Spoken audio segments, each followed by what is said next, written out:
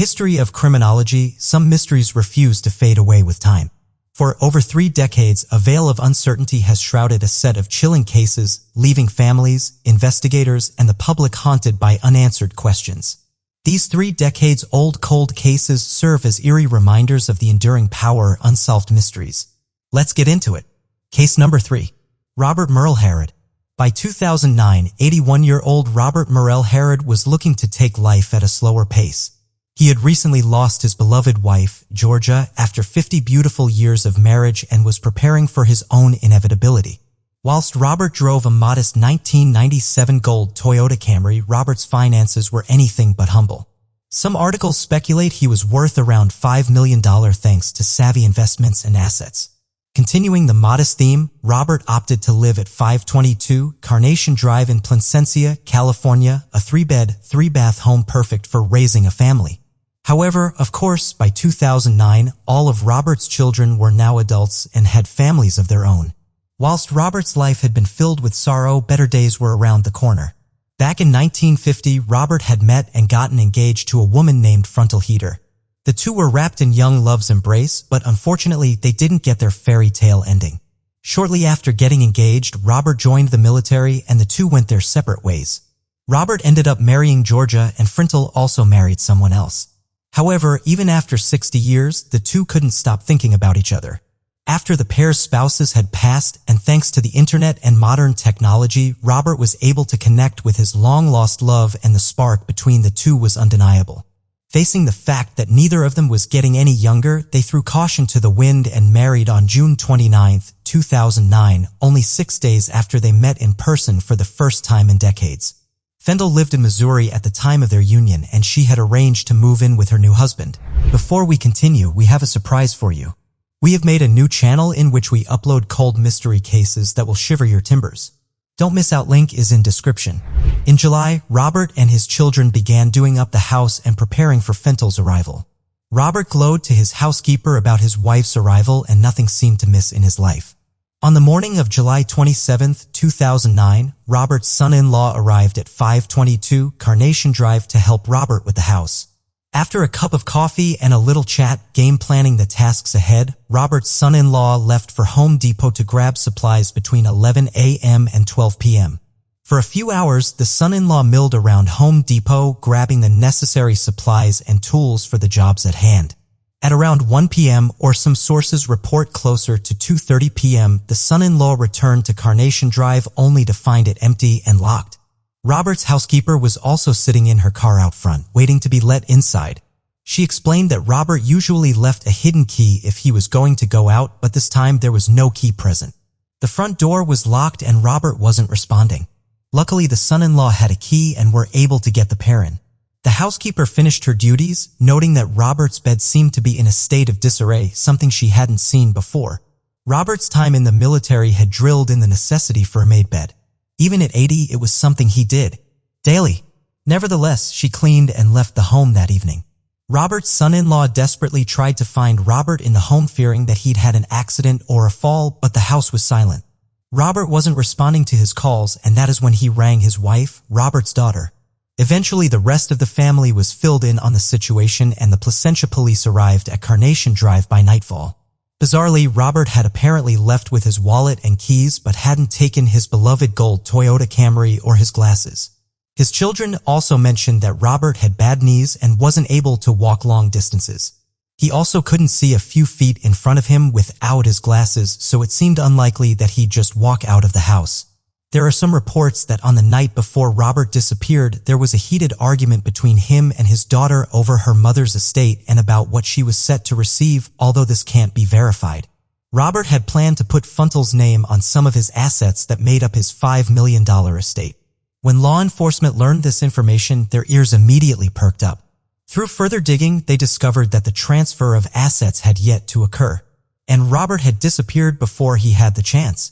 A week after their father's disappearance on August 7, 2009, 2 of his children filed for conservatorship, which would allow them to seize control of their father's assets.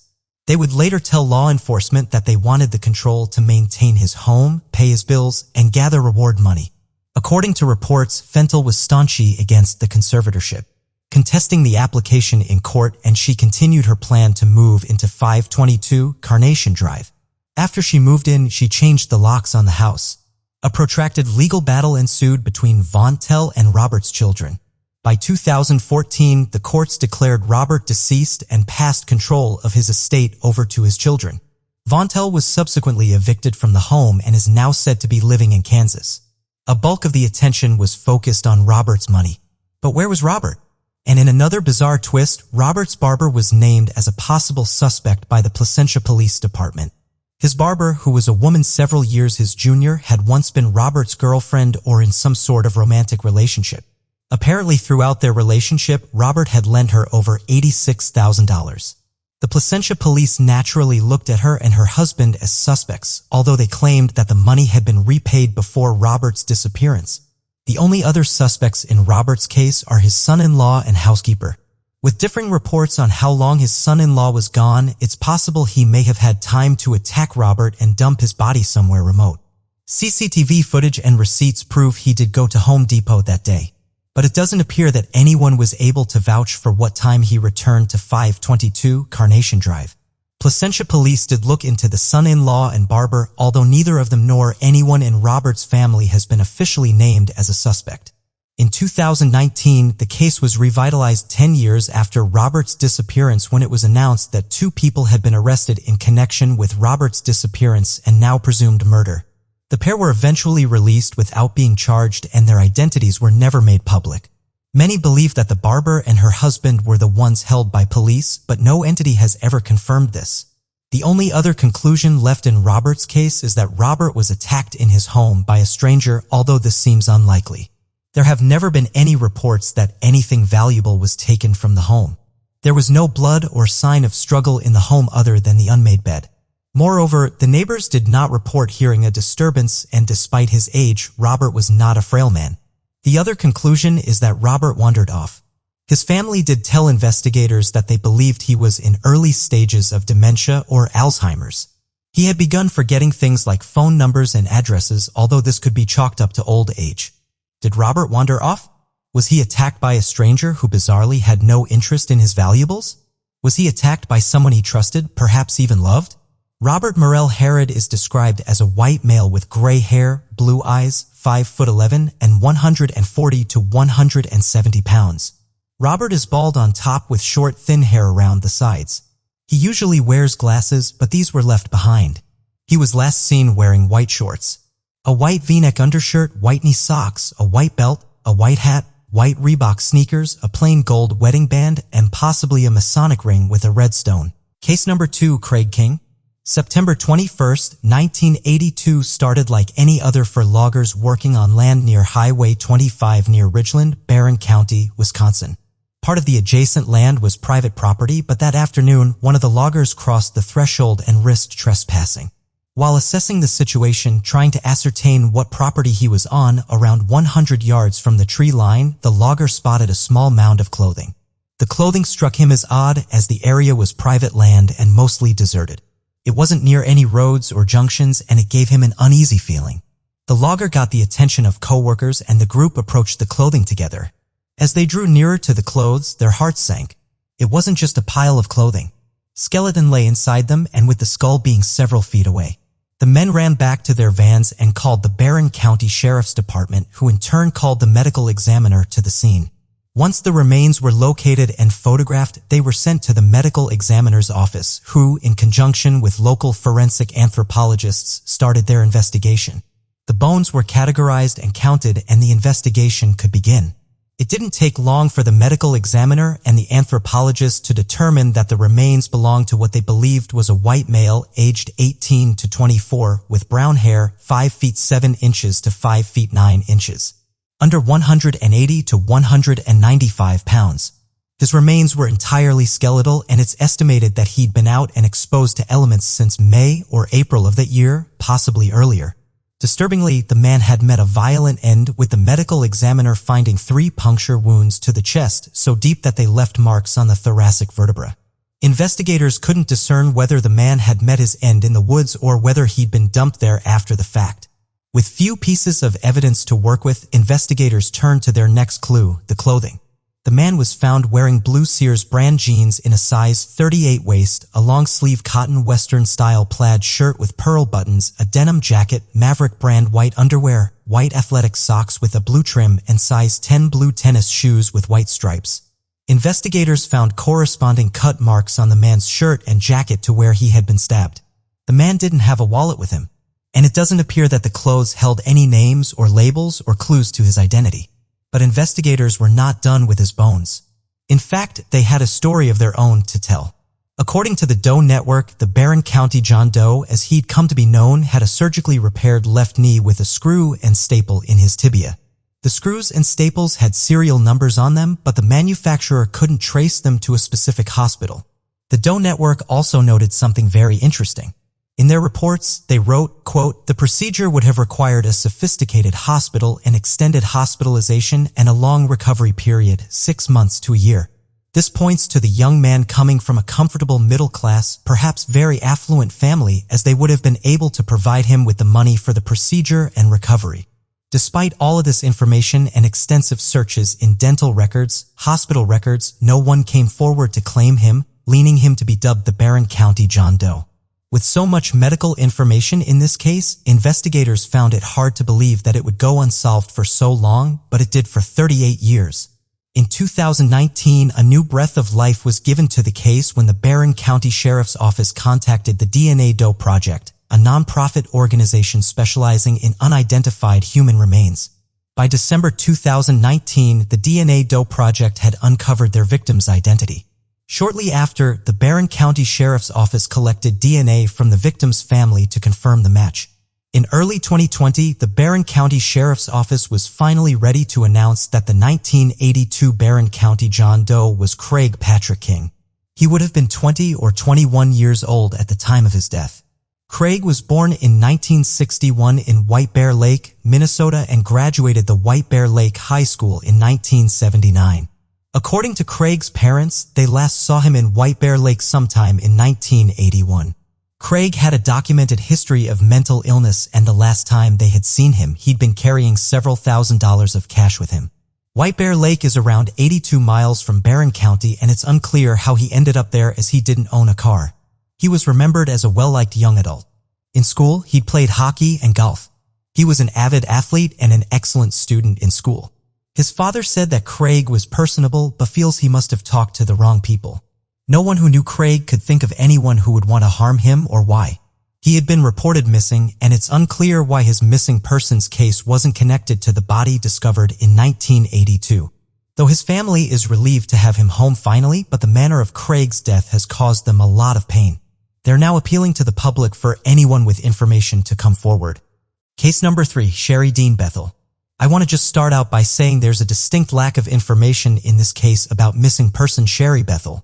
In 1972, Sherry Lee Dean married for the first time at 17 years old, but their marriage only lasted until February of 1974. According to the Charlie Project, Sherry married her second husband, whose last name was Taylor, 3 months after the divorce from her first husband had been finalized. Around May or June of 1974. Sherry and her second husband lived in Fort Worth, Texas, and by 1976, the pair had a 1-year-old child. This is where Sherry's case takes a strange turn due to a lack of evidence. According to her second husband, Sherry was last seen on July 15, 1976. Her husband reported her missing soon after, telling the Fort Worth Police Department that Sherry had walked out on him and their child but couldn't provide a reason why.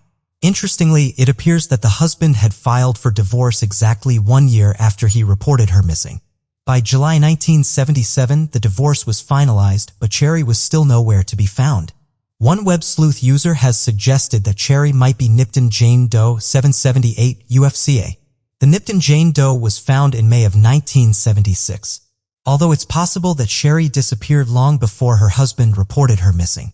When looking at mortuary photographs of the Nipton Jane Doe, a resemblance to Sherry can be seen. The Nipton Jane Doe does fit the general description but had no signs of prior pregnancies or birth, something that Sherry would have likely displayed. While the similarities between the Nipton Jane Doe and Sherry may seem a lot, it's important to remember that these details are guidelines and many details have been found to be wrong in the past. The Nipton Jane Doe was found in Nipton, California, 1,200 miles from Fort Worth, Texas.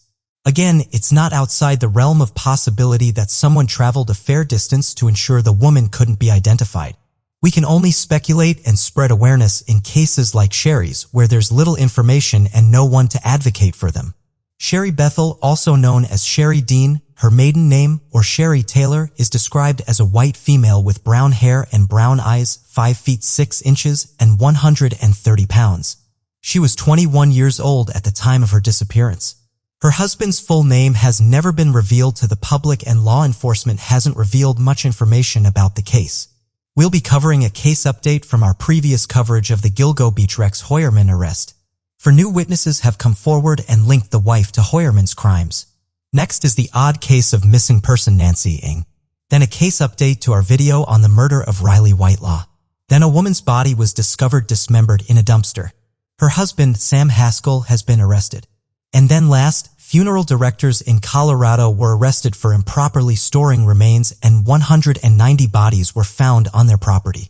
Earlier this month, our video on the arrest of Rex Herman went live. We had been watching the case since the announcement of the arrest in August and had been working on that video for weeks while more information about the Gilgo Beach murders trickled out to the press.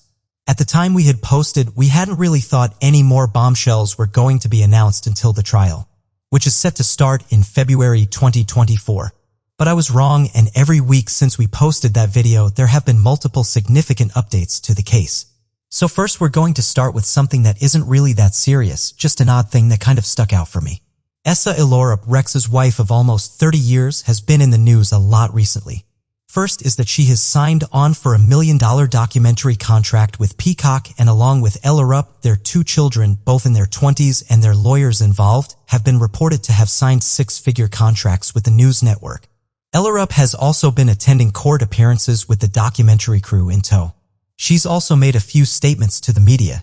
One was asking for their guns back from forensics. Another has been vague support of Hoyerman and kind of an odd statement that she had only recently filed for divorce, in an attempt to shield herself from future lawsuits. In connection with that statement, Herman has signed over all of their properties to Ilorup in full, which seemed to be a way of protecting their assets. So now into the more serious updates.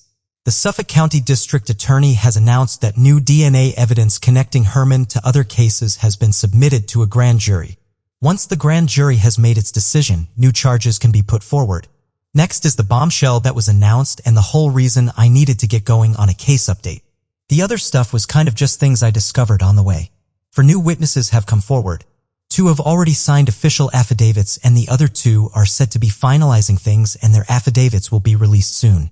In both witness testimonies of the affidavits we have related to cases Herman has not been charged with yet. The first witness is a woman who claims to have met both Rex and Asa at their home to engage in consensual sexual activity. She said that in the 90s she had been dating a man who liked to swing. She said that while they had been together, they often went to swingers clubs in New York and were also active in a message board which allowed them to meet with other couples looking to swing privately. She stated that her partner had been a police officer at the time, and the members of the swingers clubs that they attended was primarily other members of law enforcement and the New York judicial system. She said that in February of 1996, around Valentine's Day, her partner responded to a private party at a Long Island home in Massapequa Park and arranged an evening with the well-known couple Rex Herman and his wife Asa. Rex had asked them to bring a sex worker with them, and she remembers the woman as looking like Karen Vergata but couldn't remember her name. Though even if she had asked, Karen likely wouldn't have even given her real name. One of the victims that would be later discovered at Gilgo Beach. She said that they arrived at the home late and she stayed upstairs while Karen, her boyfriend, and Rex went down to the basement of the home. She had stayed upstairs with Asa. She said that she'd been at the home for a few hours and she detailed what the home had looked like inside, and apparently it matched some of the identifiers law enforcement had also noted in the home. She stated that when they'd been about to leave, she saw Karen at the window. She was naked and appeared to be screaming for help. She noted the woman looked scared and asked her boyfriend about it, and he said that the woman was playing a game and it was fine. She said that it had been a memory that haunted her. Lastly, the initials of the boyfriend were only in the documents as RW, and she stated he had complained on the way home about losing a belt while he was there. Maybe this is the link to the initials on the belt Herman had used to allegedly bind Maureen Brainerd Barnes. The witness said that they came forward when Rex Herman had been arrested, and when Karen, she remembers her face vividly as the sex worker that they had brought with them to the Hermans' home. Though a significant amount of time has passed since 1996, she said that the encounter had always stuck with her. And law enforcement believed it was a credible statement given the number of details she'd been able to recall that matched what detectives knew of the case. No word yet on whether the boyfriend, who would also be a potential witness, will come forward or if he will be brought in by the courts as a witness. The other concerning statement was made by a taxi driver who believes Shannon Gilbert was in her cab following a scary encounter with Rex Heuermann at a motel. This would have been months before Shannon made the 911 call and disappeared. The cab driver stated that it had been late one night when she was asked by her dispatcher to pick up a woman at the Sayville Motor Lodge. She had been advised by her dispatcher that the woman who had called was locked in the bathroom of the motel room and that the woman was upset. She seemed scared and had specifically requested a female cab driver. She said that once she found the correct room, she parked and waited. After a couple minutes, she started flashing her lights into the room. Then a couple minutes after that, she started honking and flashing her lights. After a couple of minutes of making quite a bit of noise, she saw a man emerge from the motel room. The man had placed his arms over his face, but she could tell he was a very large man, white, with a lot of white in his hair, and she said that he had, quote, a bit of a belly. She said that she watched him get into his vehicle, a greenish-gray SUV, and drive off. Once the man drove off, a petite woman came out of the hotel room. She described her likeness to be very similar to Shannon Gilbert and said that the girl was shaking and crying. She said that she felt that the girl was terrified. As they drove, the two chatted for a bit. She said that the girl said that she'd met the man off of Craigslist and he had said he was rich and would take care of her. She said that he'd placed a thick envelope on the bedside table and said that at the end of the night, the whole envelope was hers. She went on to say that while the man was in the washroom, she opened up the envelope and it was filled with folded torn paper. When she asked the man about it, he became furious and started to get super aggressive. That was when she locked herself in the bathroom and called the taxi company. The cab driver said that they spoke of family, of life, and just made small talk while the cab driver took her to the train station. She wanted to take the 2 a.m. train back into New York City. The taxi driver said that it would be years later that she would recognize the woman who had been in her cab so many years ago. It had been when Rex Herman had been arrested.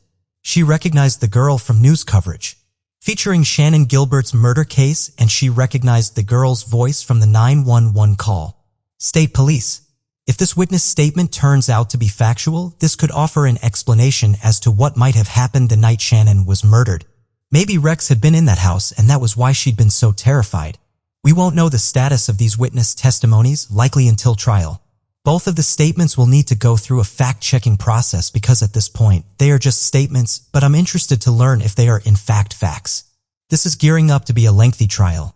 And if this is how it's going to be before it's even started, it's going to be eye-opening for sure. Up next, we have a 29-year-old California woman who's gone missing while on a yoga retreat in Guatemala.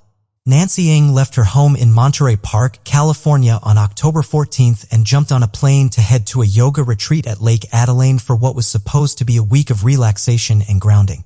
Nancy had attended the retreat in 2022 and had loved it so much that she booked a second trip as soon as she'd been able. However, only days after her arrival, her family back in California were notified by the retreat operators that Nancy had gone missing. The Ng family wasn't given a lot of information about Nancy's disappearance and were extremely distressed.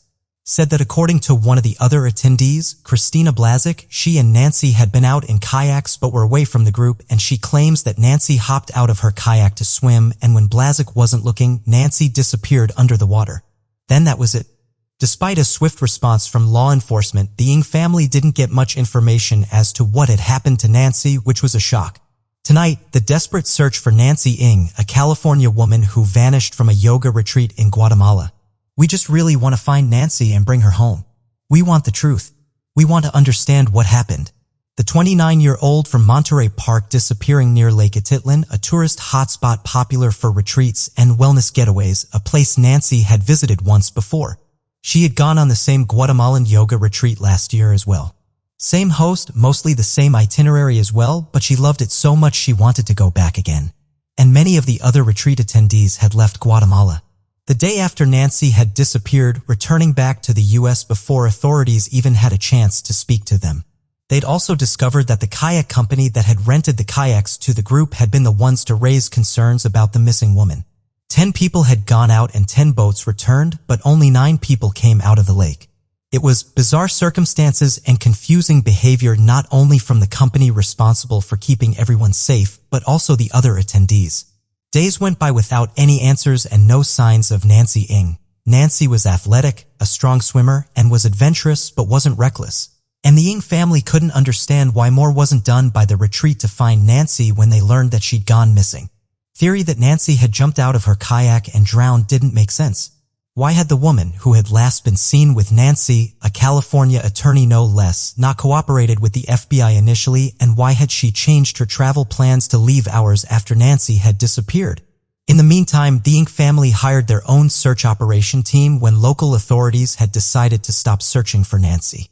They secured a helicopter team in case Nancy had made out of the water. Divers, boat operators, and also coordinated with locals who were aiding in the search. However, they didn't have any idea what part of the lake Nancy had disappeared in, as the retreat goers weren't responding to authorities' pleas to give them more specific information. For weeks, they searched and did what they could to find Nancy. Nancy's sister asked the question when speaking to the media, quote, "Why wouldn't the retreat attendees come forward if nothing nefarious happened?" On November 16th, nearly 4 weeks after Nancy's disappearance, there were now reports that those who had last been with Nancy were now cooperating with the FBI. An attorney for Krista Blazik had stated that the delay in making a statement with the FBI was in part because of what she had experienced in Guatemala was deeply traumatizing, though it was probably more traumatizing for the Ng family not knowing what happened to Nancy. Guatemalan authorities have closed Nancy's missing person case and cited her death as by drowning. Search efforts by the Ng family continue. Last summer, we covered the murder of 17-year-old Riley Whitelaw. She was killed by her coworker while at work at a Colorado Walgreens. The man who killed her is the now 29-year-old Joshua Johnson. Johnson stalked and harassed a teenager for months prior to her murder. Riley had approached management multiple times about the harassment, but the management team at Walgreens didn't do anything to protect the minor. Johnson's trial began on October 1st and lasted 5 days. Johnson's defense was that Riley had been attacked by another man and he ran away in fear, slipping in Riley's blood on the way, which would account for why when he was located walking a highway near the Walgreens he was covered in blood.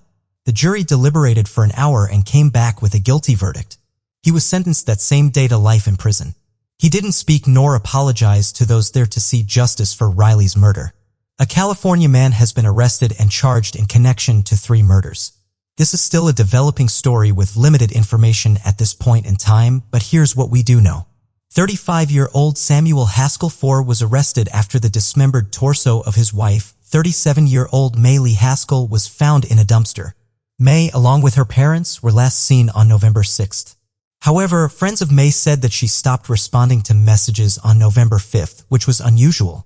May's parents lived with her and Sam, along with their 3 children. A man had been dumpster diving and found a woman's torso. The dumpster was only 5 miles from the Haskell home, and CCTV footage shows a man getting out of a white SUV and carrying what appears to be a heavy bag into the dumpster the day before its discovery. Samuel is the son of former Hollywood producer and CEO of the Miss America pageant Samuel Haskell III. His mother is a former Miss Mississippi. Authorities quickly arrested Samuel, who was found only a few hours after the discovery of the torso. Authorities were alerted to Sam's involvement when there were reports from day laborers Sam had tried to hire to move 4 heavy trash bags. But the bags didn't feel like rocks, and one of the workers opened the bag to find body parts. Sam said that the body parts were part of a horror film production and they left the bags and the home and called law enforcement. When law enforcement arrived, they didn't see anything out of the ordinary and the bags were gone, so there wasn't anything they could do at that time. However, after the discovery of the torso, LAPD were able to obtain a search warrant and discovered a significant amount of blood evidence within the home. At this time, Sam Haskell has been arrested and is being held on a $2 million bail while the investigation continues. So far, only the torso of who they believe is May has been found so far. Her parents' bodies have not been discovered, but law enforcement believe they are deceased.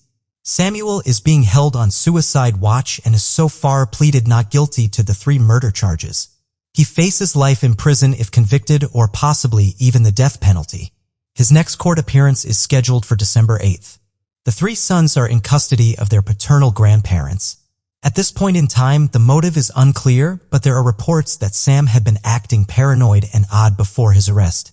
Samuel collected samurai swords, machetes, and other bladed weapons. He had threatened a childhood friend with a machete when the two had gotten into an argument recently. May is remembered as a loving and outgoing woman. She often hosted dinner parties with neighbors, and she loved being surrounded by friends and family. The community is shocked and is mourning the loss of a beloved friend. And now for our last case. Joyce Pavetti was doing yard work in early October when she noticed an unpleasant smell. Initially, she and her husband had assumed the stench was from a decaying animal nearby. However, over the next few days, the smell got worse. They thought the smell might have been coming from their neighbor, their return to nature funeral home. But that didn't make much sense. They had assumed the company had been closed as it had been months since they'd seen anyone in or out of the building. When the smell started to get unbearable, they called the Fremont County Sheriff's Office and an officer came to check it out. Within days, the FBI and state and federal agencies descended onto the property. When a search warrant had been executed for the property, it was an unimaginable, horrific nightmare. Over 100 human bodies were discovered decaying and improperly stored in what is being described as a, quote, hazardous way. The property owners, funeral directors, John and Carrie Halford, were arrested in Oklahoma on suspicion of committing abuse of a corpse, theft, money laundering, and forgery. The Halfords owned two properties in Colorado, one in Penrose where the bodies were discovered and the other in Colorado Springs. They started the business in 2017, but it was soon discovered that they had lost their license to operate funeral services in 2022. However, they continued operating for a year afterward. After the arrest, the significant task of identifying the remains started. There were nearly 200 bodies on the property, and through dental records, some were quick to identify, but when officers approached the next of kin for the identification, they were shocked to learn that many of these people believed that their loved one had been cremated. In fact, they had their ashes, leading investigators to ask the question, who or what was in these urns? We will never know what our families are actually carrying. Some of them may be concrete dust, some of them may be other things. We won't ever know, so it can't even describe the emotions our families are going through. Christina Page, whose family was among those decedents found inside the funeral home last month. Law enforcement also discovered that the Halfords were being sued by a local crematory and various vendors for unpaid bills. So far, 190 bodies have been found, and of those 110 have been identified. Colorado called a state of emergency, which allowed them to open up for assistance from the federal government and also get assistance from other states to make sure all of the victims' remains were cremated and returned to their loved ones. Carrie and John Halford are being held while they await formal charges. They're being held on a $2 million bond. At least one family has filed a lawsuit against the funeral home. It would be a case that reshaped the diving industry across the globe. An American couple diving in the Great Barrier Reef in beautiful Queensland, Australia, were left behind in open waters by the diving company responsible for keeping them safe. None of their fellow divers, the captain, or the crew noticed them not in the boat at the scheduled return time and made the hour-and-a-half journey back to shore, leaving the Lonergans in the shark-infested waters. They wouldn't be discovered missing for over 48 hours. When the search began, there had been no trace of the couple. Since their disappearance, there have been rumors of a suicide pact, murder, or that there had been a larger plan to stage their deaths and start new lives. But no one can really know without a doubt what happened to Eileen and Tom Lonergan. Let's get into it. It had been a perfect day for diving on January 25, 1998. Married couple 33-year-old Tom Lonergan and his 28-year-old wife Eileen Lonergan were on a weekend getaway after wrapping up a 2-year contract with the Peace Corps teaching in Fiji. The water was said to have been as clear as glass, no wind, and near perfect visibility. That morning they left their hostel in Cairns, Australia, and took a pre-booked 40-minute bus ride to Port Douglas. They had booked the round-trip shuttle ahead of time, and they were set to return when the dive tour completed around 4:30 p.m. The Australian trip was going to cap off their time in the South Pacific. They were headed back to a new chapter of their lives, going back to a quote-unquote normal life back in Baton Rouge, Louisiana for the first time in years. They seemed to both struggle with what their lives were going to be moving forward. Tom had enrolled in college but didn't have a lot of direction. We know this because they both kept extremely detailed and poetic diaries. The way they wrote was lyrical, expressive, and dramatic. They wrote in hand-bound leather books, and they wrote in a way that left all of their emotions, thoughts, and fears on the page, and they wrote a lot, near daily, with pages and pages of entries. In Fiji, they had lived in a remote village. For years they lived without electricity and running water. They taught together, but Eileen struggled with the students. Tom was better at it, but neither shared a passion for teaching, but they did care about their students. They both shared a deep love for the ocean. They were very experienced and competent divers, and their love of the sea was something that really bonded the pair together. Diving had been something Eileen had been passionate about before she'd met Tom, and was something that she'd passed on to him. While diving in Fiji, Eileen wrote to her mother about an extremely emotional experience that they'd had in the water. They'd been approached by a whale, so close they'd been able to reach out and touch it. Eileen looked into the whale's eyes and felt a deep connection to the animal. It had been a spiritual experience for both Tom and Eileen, and it left them buzzing. Tom wrote after the experience, quote, "Like a student who has finished an exam, I feel that my life is complete and I'm ready to die. As far as I can tell from here, my life can only get worse. It's peaked. It's all downhill from here until my funeral." They arrived at the harbor at 8:30 a.m. and boarded the tour boat operated by the Outer Edge. They were joined by 26 other guests. Not everyone was diving, most were snorkeling, but all had been promised a spectacular day on the water. It was absolutely ideal conditions, and the group was incredibly excited to get going. The crew loaded the gear on the boat and put air tanks and other diving gear, accounting for everyone diving that day. Outer Edge had planned on taking the group to 3 different sites, staying at each area for about an hour and a half before heading back to port. It was an all-day package, and there wasn't a second tour booked that day for the boat or the crew. The Lonergans had a lot of their own diving gear, and despite the heat of the day, they opted to dive in full protective gear. And their experience allowed them to maximize their air tanks, allowing them to be in the water just a little bit longer. For the first 2 dives, they'd been the last 2 people back on the boat, capitalizing on every second they could be in the water. Their last dive for the day was an area of the reef called Fish City. It had spectacular displays of thousands of fish, and it was going to be the highlight of the tour. There are some reports that the boat that day was running late. It was about 3:30 p.m. when Outer Edge started up the engine to depart the area. So every time a passenger went into the water, they were supposed to log out and then log back in when they were back on the vessel. And another measure of security is conducting a head count. The boat sat for about 15 minutes while the crew checked everyone back onto the boat, put away all the equipment, and passed out cold refreshments to the passengers and counted everyone up before heading back to Port Douglas. Not one of the crew members had noticed that 2 of their guests for the day hadn't checked back in, and their head count was too short. Once back at the port, the guests departed, taking all of their belongings with them. And again, no concerns were raised when 2 pairs of shoes and 2 backpacks were left on the boat. The bus driver also waited nearby. The bus company knew that the Lonergans had gone out with Outer Edge, so after waiting for about an hour, the driver went up to the crew and asked if they knew where the Lonergans were, as they'd booked a shuttle back to Cairns and he needed to get going. The captain, Jack Nairn, reassured the driver that the Lonergans must have taken another method back to their hostel and to just head out. The driver felt that had been very strange and called his supervisor, who also spoke to Outer Edge, but both times they were reassured that maybe the Lonergans had made friends with other guests and had gone out with them, just tourists doing tourist things.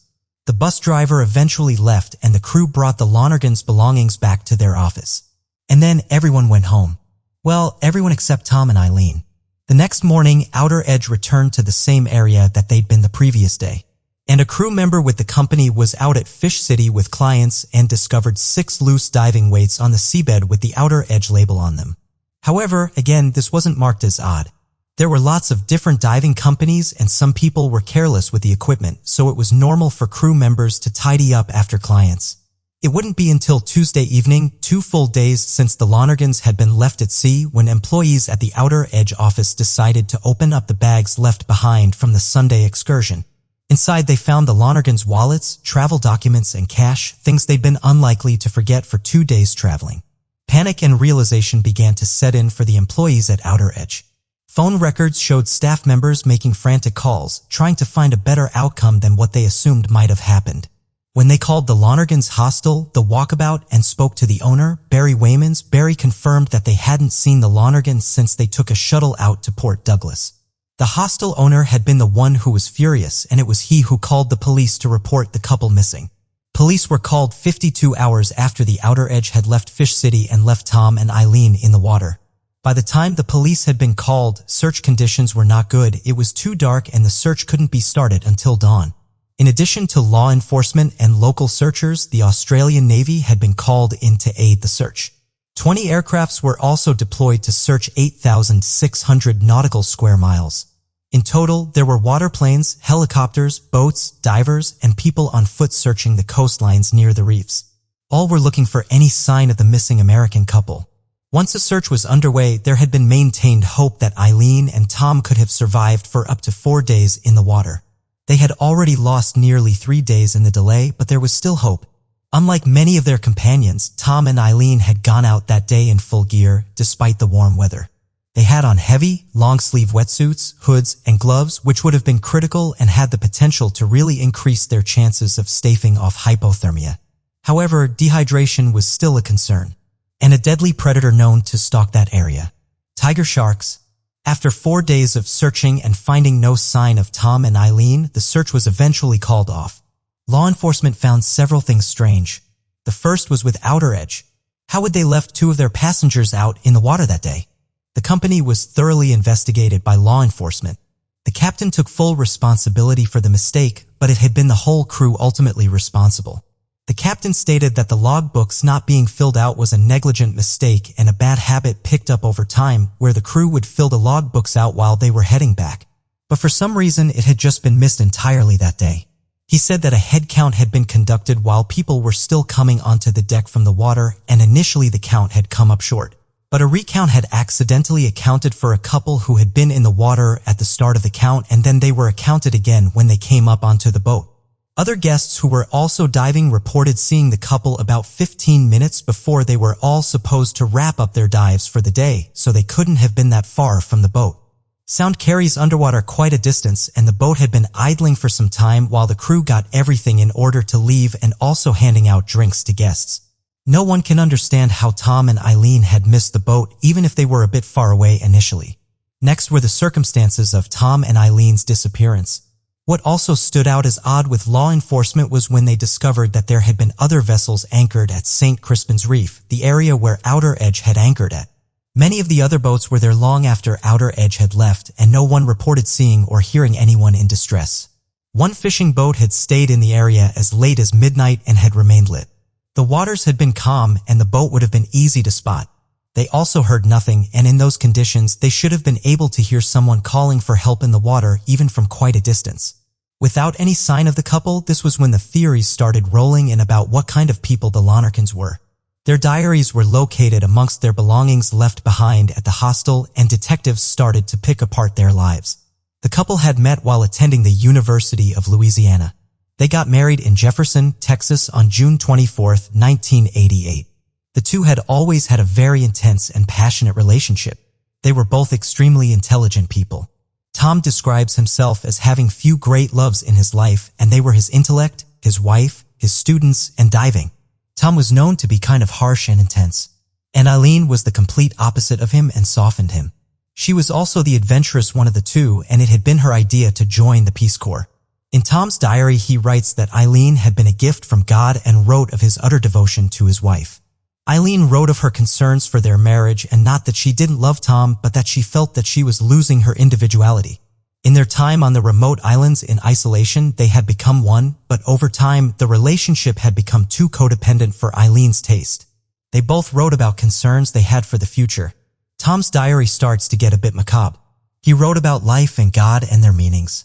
They each wrote of these kinds of large philosophical discussions that they'd been having. Eileen wrote, quote, "Tom hopes to die a quick and painless death, and he hopes it happens soon. Tom's not suicidal, but he's got a death wish, and that could lead him to what he desires, and I could get caught in that." It had been that passage that led to several speculations that their disappearance hadn't just been a simple accident. Accusations that Tom had wanted to die and had perhaps wanted the two of them to die together, and had purposely missed the boat. However, it's important to note that they were really reading between the lines with that conclusion. Their writing style was consistently very dramatic and lyrical. There were also permanent pontoon structures built all around St. Crispin's Reef. The closest one had only been 6 kilometers from where Outer Edge had anchored. The The structures are used as docking structures for various tours. It helps to not damage the reefs by using anchors near the delicate ecosystems.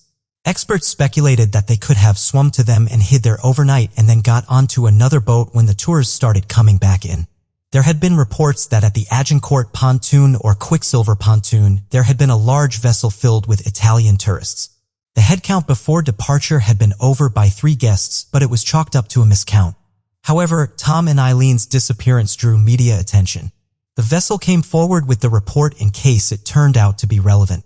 There were sightings of the couple all over Australia, which again drew law enforcement's attention to theories that the couple had staged their deaths to start a new life. What hadn't helped was that Tom and Eileen had been adamant that they didn't want to dive with others or with a dive master, and they wanted to go off on their own that day, which at the time hadn't drawn any concerns given that they were very experienced divers, but after the disappearance had led to more questions on why they wanted to be by themselves.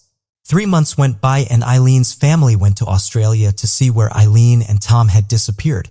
They even dived the waters in the area with the help of Australian authorities escorting them. They eventually held a funeral for the couple and after seeing the area for themselves came to terms with the fact that the couple were no longer with them. 6 months after their disappearance, a team still looking for any signs of the Lonergans was combing a remote beach in Port Douglas when they saw something sticking out of the sand. The first item found was a woman's wetsuit. It was the same style that Eileen had been wearing the day that they had been last seen. It was the same size. It had a little damage on the bottom and the armpit area, but it had likely come from rubbing against coral in the currents before washing ashore. Otherwise, the suit was in pretty pristine condition. Once one item was found, a larger team was deployed to the area and soon other items tied to the Lonergans were discovered. Over 100 kilometers or 75 miles from Fish City, they found 2 inflatable dive jackets, and these had Tom and Eileen's names written on the inside. So there was no speculation of who they belonged to. The next items found were dive tanks and 1 fin. Like the wetsuit, none of the items appeared to be damaged. They had searched for any sign of a shark attack. But other than some sun damage and barnacle growth, the items were in incredible condition. The clasps on the dive jackets also seemed to have been manually released rather than slipped off. It appeared that they had removed the gear themselves. They searched the area hoping to recover bodies, but they weren't found. Then a diver's slate was found by fishermen 90 miles from where Eileen and Tom had been diving, around 6 months after their disappearance. The slate had been badly exposed to the elements, but once the fishermen made it out, they knew exactly who the slate had belonged to. It said, Monday, January 26, 1988, 8 a.m. To anyone can help us. We have been abandoned here in Agincourt Reef by the MV Outer Edge. January 25, 1998, 3 p.m. Please help us or we will die. Help. Tom and Eileen Lonergan 1502 Lenmore. The slate went through an extensive authentication verification. Based on the algae growth and the handwriting, experts believed that the slate was Tom Lonergan's and he did write that note. According to the slate, it appeared that the Lonergans had made it at least until the following morning, only missing the next round of tourist boats by hours. But the slate still didn't explain why other vessels nearby hadn't seen or heard any sign of them that first night. Despite finding all of these belongings of Eileen and Tom, it still ultimately only caused more questions than answers. Had delirium caused them to take off their equipment? Without the buoyancy vests, it would have made it impossible for them to tread water that long. And why did Eileen take off her wetsuit? Outer Edge and the owner, Jack Nairn, were charged with unlawful killing. At trial, Nairn was found not guilty, but Outer Edge was fined severely after pleading guilty. The company soon went out of business, and one report has said that none of the crew connected to the Lonergan trip worked in the diving industry anymore. Nairn deeply apologized to Eileen's family, and they gave him a hug after the trial and said that they forgave him. 9 months after their disappearance, Tom and Eileen were declared deceased by the Australian coroner's inquest. Their cause of death was listed as drowning or shark attack. One tiger shark expert from Port Douglas stated, quote, "My personal feeling is that they were taken by a tiger shark in the first 24 to 48 hours. Dead or alive, you wouldn't last too long out there." Because of the case, Australia implemented new regulations for the diving industry, including mandatory head counts conducted by captains and dive masters. More thorough regulations regarding the logbooks, more training for staff, and mandatory lookouts on board every tourboat, as well as harsher regulations and fines for negligence and non-compliance. Though there's no evidence that directly points to Eileen and Tom having made it out of the water, it wouldn't have been an impossible feat. Another former Baton Rouge resident, Milton Windsor Harris, had been on the run for 16 years, escaping prison for corporate embezzlement, and fakes his death by jumping off of a ferry in New Zealand. He was discovered on the other side of the planet in Northern Ireland with his wife and 3 children. We may never know what happened to Eileen and Tom Lonergan, and without the discovery of their bodies, there will be no certainty in their disappearance, ultimately chalked up to an avoidable tragedy. Before we continue, we have a surprise for you. We have made a new channel in which we upload cold mystery cases that will shiver your timbers. Don't miss out, link is in description. In the world of true crime, there are mysteries that capture our attention, and then there are those that haunt us for decades. Little Miss Nobody is one of those cases that has defied explanation and lingered in the shadows for a staggering 62 years. But the latest twist in this tale has us both riveted and sobered. Little Miss Nobody is no longer a nameless victim. She's now known by her name, Sharon Lee Gallegos. Picture this, a little girl found alone in the unforgiving Arizona desert, her identity a riddle and her fate a chilling question mark. For years, her story has been a ghostly presence in the history of unsolved mysteries, leaving investigators stumped and a community in perpetual mourning. But today we stand at a crossroads of discovery and heartache, as a cold case has thawed just enough to reveal a glimmer of truth. Today we'll take a deep dive into the perplexing saga of Little Miss Nobody, examining the gravity of her abduction, the eerie circumstances surrounding her murder, and the newfound revelation that has sent shockwaves through the world of crime solving. So join us as we navigate the intricate web, the 62-year-old cold case where casual curiosity meets a sobering reality of a mystery that refuses to be forgotten. It was on July 31st, 1960, and a cool morning in Sandwash Creek, Arizona. A cool breeze washed over the air as residents began their morning. A school teacher from Las Vegas had made his way to Sandwash Creek to look for rocks for his class. And as he was walking, he saw something in the distance. It stood out from the flora and fauna. It was black and charred. When he drew closer, he uncovered the grisly truth, kickstarting a 6-decade-long mystery. When the teacher drew nearer, he noticed a small mound of dirt. After lightly brushing the dirt away, he found the crudely and shallowly buried body. The body was small, and he quickly realized it was that of a child. The remains were heavily decomposed due to the Arizona heat and the conditions under which she had been disposed of. Minutes later, the devastated teacher was pointing the Yavapai County Sheriff's Office in the direction of the remains. The county medical examiner's office was not far behind them, and the crime scene investigation began. Officers discovered the remains had been placed in a shallow grave, and the person responsible for dumping and burying the remains had then set them ablaze. Perhaps to hide the evidence or make the identification more difficult. 2 sets of footprints were found near the makeshift shallow grave, with one of them distinctly belonging to a male adult. Disturbingly, 2 other mounds of disturbed and charred soil were found, indicating her killer had tried to burn and dispose of the remains twice before settling on a final spot. A detail that remains perplexing to this day. The remains were transported to the Yavapai County Sheriff's Office, where the heartbreaking autopsy would take place.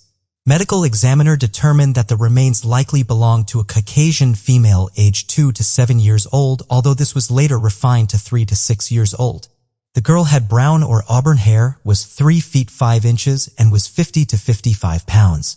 All of her baby teeth were present and in pristine condition. There were no signs of trauma to her bones. Given that the remains had been burned and left in the Arizona heat for at least 1 to 2 weeks before being discovered, the remains were too decomposed to draw full conclusion on how the girl had died or exactly when. There were no fractures, healed or new, and due to the nature of her discovery, the case was marked as a homicide. Medical examiner investigators next turned their attention to the clothes that the girl had been found wearing. According to the Doe Network, she was wearing a sunsuit with white or pink shorts, a contrasting blouse with a chain design, and a pair of men's adult flip-flops purposely cut down to her size and affixed to her feet with brown leather straps. Her fingernails and toenails had also been painted red. By all accounts, it appeared that the young girl had been physically well looked after, so how would she come to be dumped in a shallow grave next to a creek? Investigators broadcasted information about the girl's discovery across local media outlets, but few viable leads emerged. The discovery of such a young girl dumped in such a callous way deeply affected the community. The community of Prescott came together to raise money for her funeral and headstone. Midway through 1960, the little girl was buried in Mountain View Cemetery in Prescott, Arizona. The headstone that read, "Little Miss Nobody and blessed are the pure in heart." Around 70 people from the local community gathered to remember Little Miss Nobody, a name she would carry for 62 years. Meanwhile, investigators had another clue they had held back from the public. At the scene, they had discovered tire tracks. The first proved that the killer had driven onto the creek from the direction of Highway 93 before parking and finding a spot to dump the young girl. After disposing of her, they jumped back into their vehicle, pulling partway into the desert sand and taking a left, turning and driving away from the site. Unfortunately, it doesn't appear as though investigators were able to determine the make or model of the car from its tire tracks. The footprints had also become a key area of importance for investigators.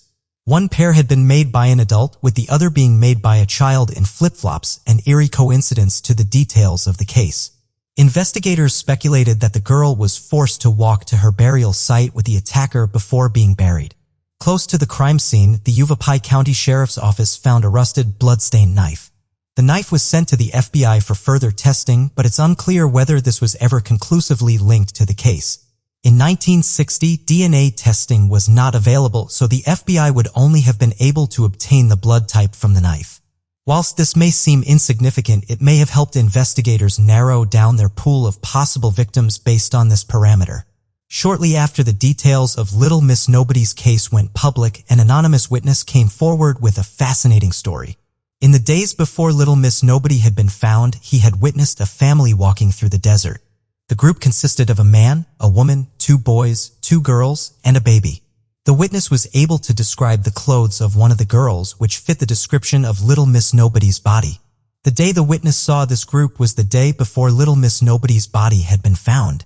Another witness came forward to have claimed to have seen the same family, but this time there was only 1 girl, 2 boys, a baby, and the 2 adults.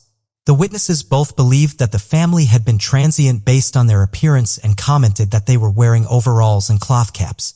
Investigators honed in on the transient family and were able to find a family fitting their description in the area. However, despite extensive questioning, nothing ever came of this lead. And like all the others, it eventually fizzled into nothing. There were several possible candidates of missing children that could have possibly been Little Miss Nobody, one of which was 4-year-old Sharon Lee Gallegos from Alamogordo, New Mexico. The possibility that Sharon Lee Gallegos was Little Miss Nobody was greatly overlooked when the medical examiner determined that the body had likely belonged to a 7-year-old girl, making her much older than Sharon. In the years that have passed, this number was revised several times based on new analysis. The clothing found on Little Miss Nobody also didn't match the clothes that Sharon had last been wearing when she'd been abducted.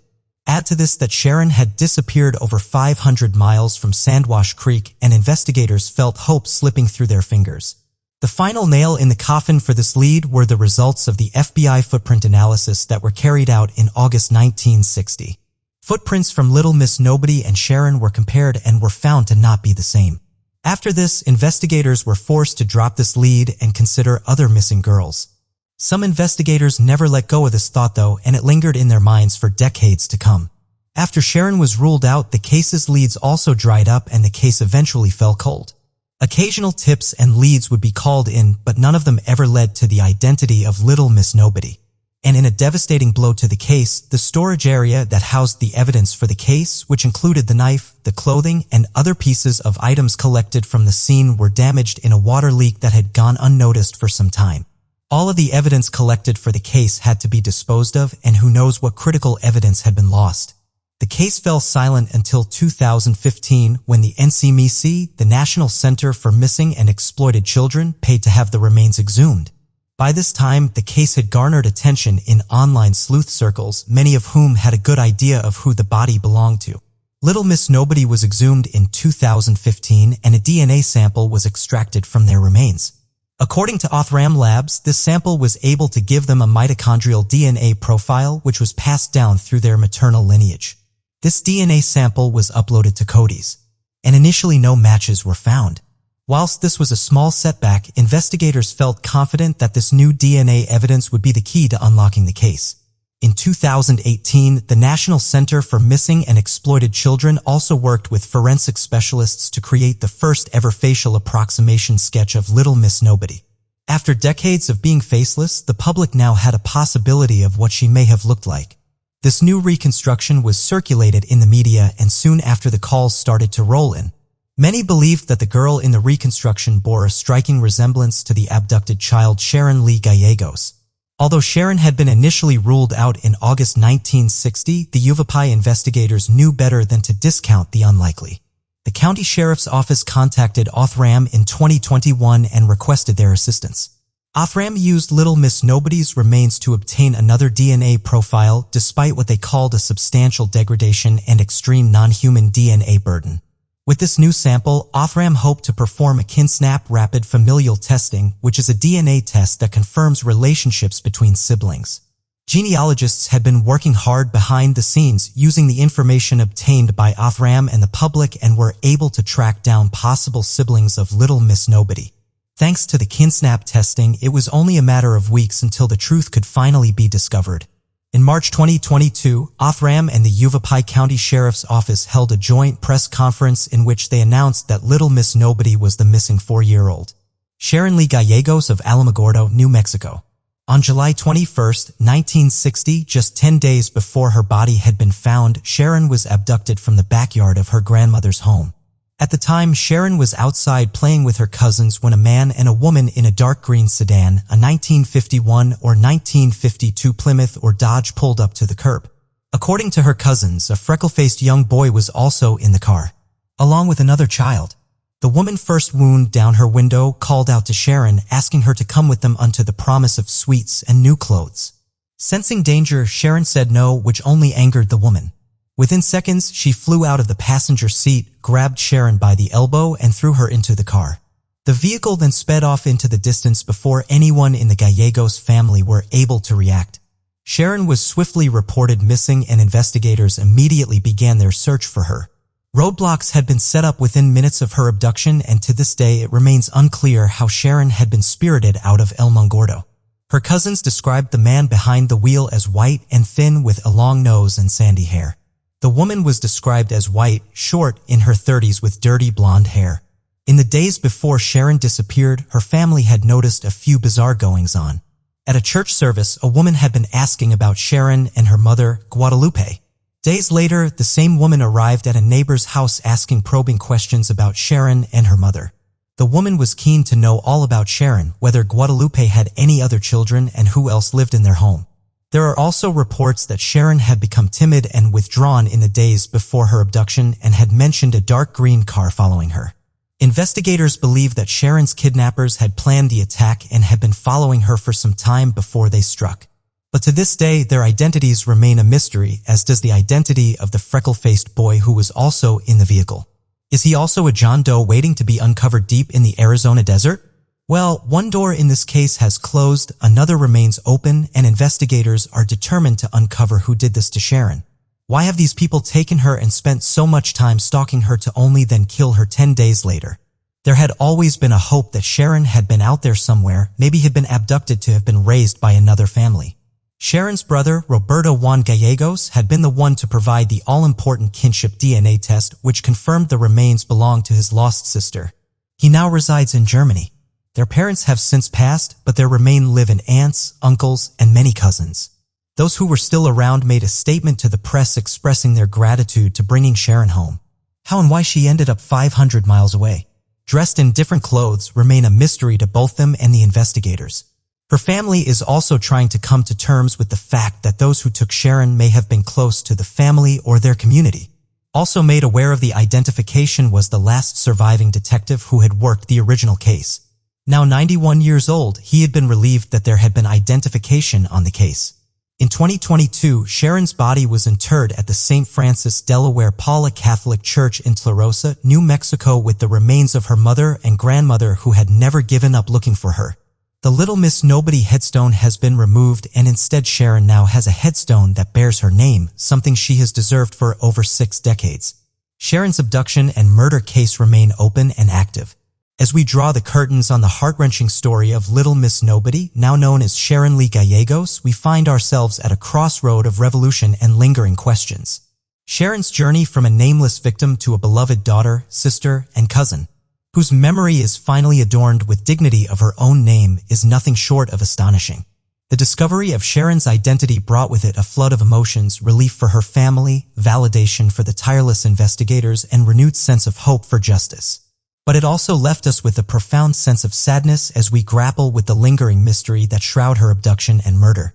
The details of Sharon's tragic story, from our heart-wrenching abduction to the puzzling circumstances surrounding her discovery, have captivated our hearts and minds. Tyler's efforts of investigators, genealogists, and forensic experts have finally pieced together. Why were Sharon's abductors so meticulous in their planning? What drove them to carry out such a heinous act? Who was a freckle-faced boy who was in the dark green sedan with her captors? These questions, like ghostly echoes from the past, remain unanswered. Sharon Lee Gallegos has found her resting place alongside her mother and grandmother, a poignant reunion after 6 decades of separation. These questions, like ghostly echoes from the past, remain unanswered. So what do you think of this mystery? Why do you think Sharon was kidnapped, and what happened in those days following her abduction? In the shadowy underbelly of Los Angeles, a chilling mystery lurked for decades, casting a long and haunting shadow over the city of angels. It was the tale of the Grim Sleeper, a serial killer who eluded justice for years, leaving a trail of fear and unanswered questions in his wake. Join us as we dive into the harrowing story of the Grim Sleeper, a relentless predator who stalked the streets of LA, revealing the shocking twists and turns that eventually led to his capture. Let's get into it. In the mid to late 1980s, South Central Los Angeles, California, later called just South LA, was considered a dangerous place, a bad part of town, and like many other metropolitan areas of the United States, it had been dealing with a crack cocaine epidemic. The area was low income, mainly consisting of people of color, and the people in it were often forgotten. It was an area that more than one serial killer used as their own personal hunting ground. Initially, all of the murders were believed to have been the work of one serial killer who would later be called the Southside Slayer. And it would take years for police to realize that it was not one serial killer, but several different predators all operating in the same area. The victims that we will discuss started in 1985. They would eventually all be connected to one killer. Unfortunately, very little news was released about these victims at the time that they were first discovered. On August 10, 1985, 29-year-old beautician Deborah Jackson left a friend's house as she headed home to the bus to go home. Deborah had recently started working shifts waitressing at a cocktail bar in order to regain custody of her 3 young children. Her friend Elizabeth remembers offering her a ride home instead of taking the bus, but Deborah declined. It was already dark, but Deborah said she would call when she got home, but never did. Deborah's body was found hours later, in an alley near West Gage Avenue in the Vermont's Luzon area. She had been shot 3 times in the chest. On August 12, 1986, in an alley near the 2500 block of West Vernon Avenue in Hyde Park, Louisiana, the body of Henrietta Wright, 35 years old, was found under an old mattress and green blanket.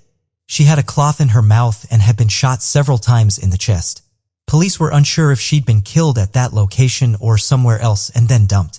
On January 10, 1987, a man who remains anonymous to this day called 911 saying that he saw a body being dumped from a blue and white Dodge van. He said that it happened 30 minutes before he had called. When authorities arrived at the 1300 block of East 56th Street in the central Alameda area, they found the body had been covered with trash, a gas tank, and later identified her as 23-year-old Barbara Ware.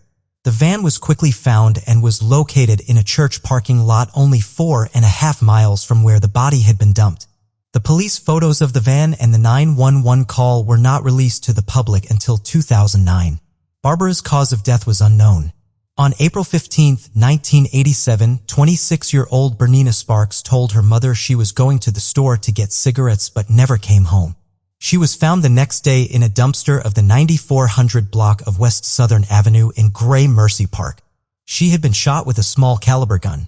On Halloween 1987, 26-year-old Mary Lowe was last seen when she left home to go to a party with friends. She was later found in an alley later that night in the 8900 block of Western Avenue in Gray Mercy Park. She had also been shot and covered up. It was never released to the public at the time, but about 3 years after Deborah Jackson's murder, police had connected several of these cases through ballistics. Then on January 30, 1988, 22-year-old Lucretia Jackson was found on the 2000 block of West 102nd Place in the Westmont area under a mattress with a napkin covering her face. Reports have said that the words AIDS was written on it and she'd been shot in the heart. On September 11, 1988, 18-year-old Alicia Alexander was found in an alley near 43rd Place and Western Avenue in Vermont Square. She was found naked and covered in a blue foam mattress. She had been shot and strangled. Just over a month later, a woman by the name of Venitra Washington, who was a 30-year-old mother of two, had recently divorced and was walking to a friend's house to prepare for a party. While she was walking, a stranger pulled up in an orange Ford Pinto. He politely offered her a ride, which she declined. She reported later that the man rolled down his window and she said that the response had made her feel sorry for the man and she eventually agreed to the ride. He seemed nice enough. He was a black man in his 30s, well-kept, and was wearing khakis and a button-up shirt. She later said to the media, quote, "I guess I appeared standoffish, and when he said it, I thought he was being nice and I felt sorry for him. I maybe thought that I came off rough and said, okay, you can take me to the house."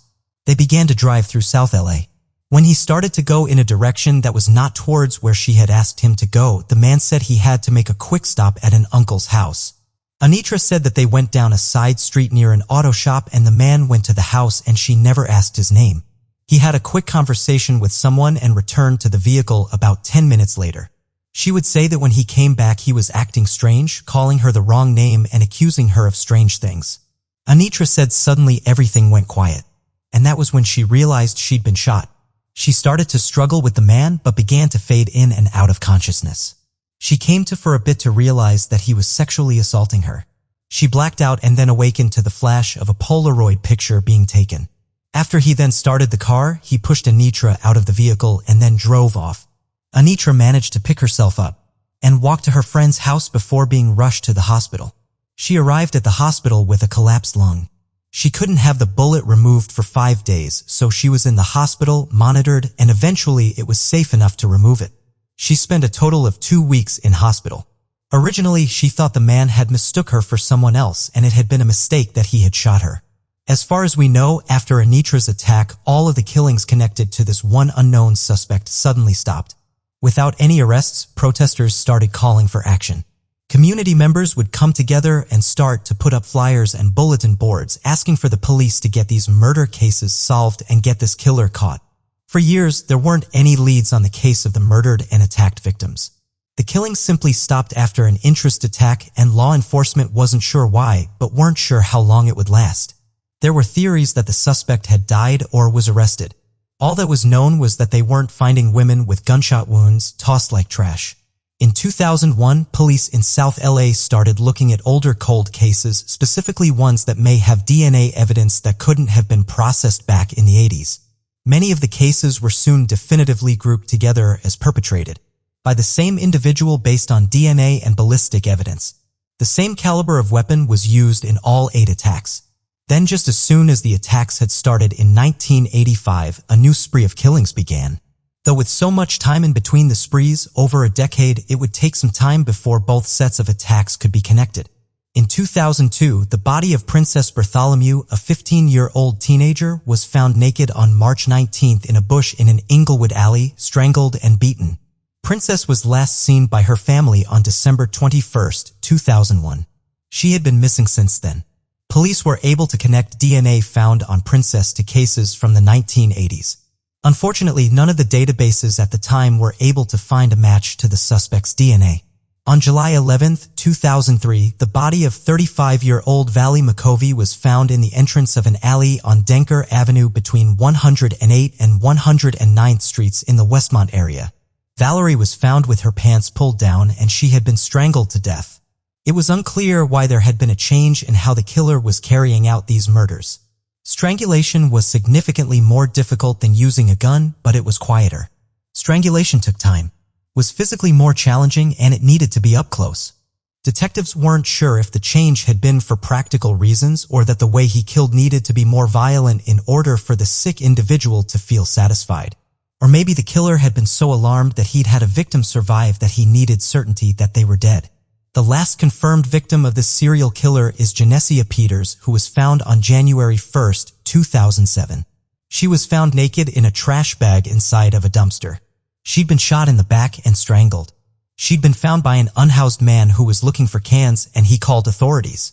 She was found in the same alley as Bernita Sparks 20 years later. All of the victims were the same ethnicity and had similar ways that the bodies had been dumped, all in alleyways, near or inside dumpsters, and usually covered with other things found in the alley. All of the victims were sexually assaulted, and many of the victims seemed to have been snatched right off the streets. But maybe, like Nitra, they'd been offered rides home. Law enforcement in secret would start a dedicated task force after the 11th victim. They called it the 800 Task Force based on the room that they were using. It consisted of 6 detectives dedicated to the case and was overseen by the Robbery and Homicide Division. Not much is known about the investigation that happened in the 80s, nor how many times the police looked at the cases. It was released that sometime in the 80s they had collected DNA evidence and had preserved it, but DNA back then wasn't what it is today. Law enforcement in 1988 had been able to connect the ballistics from the victims. However, no gun was located, but they did determine that all the attacks came from the same gun. In 2008, the crimes were starting to get more headlines and the serial killer was given a name.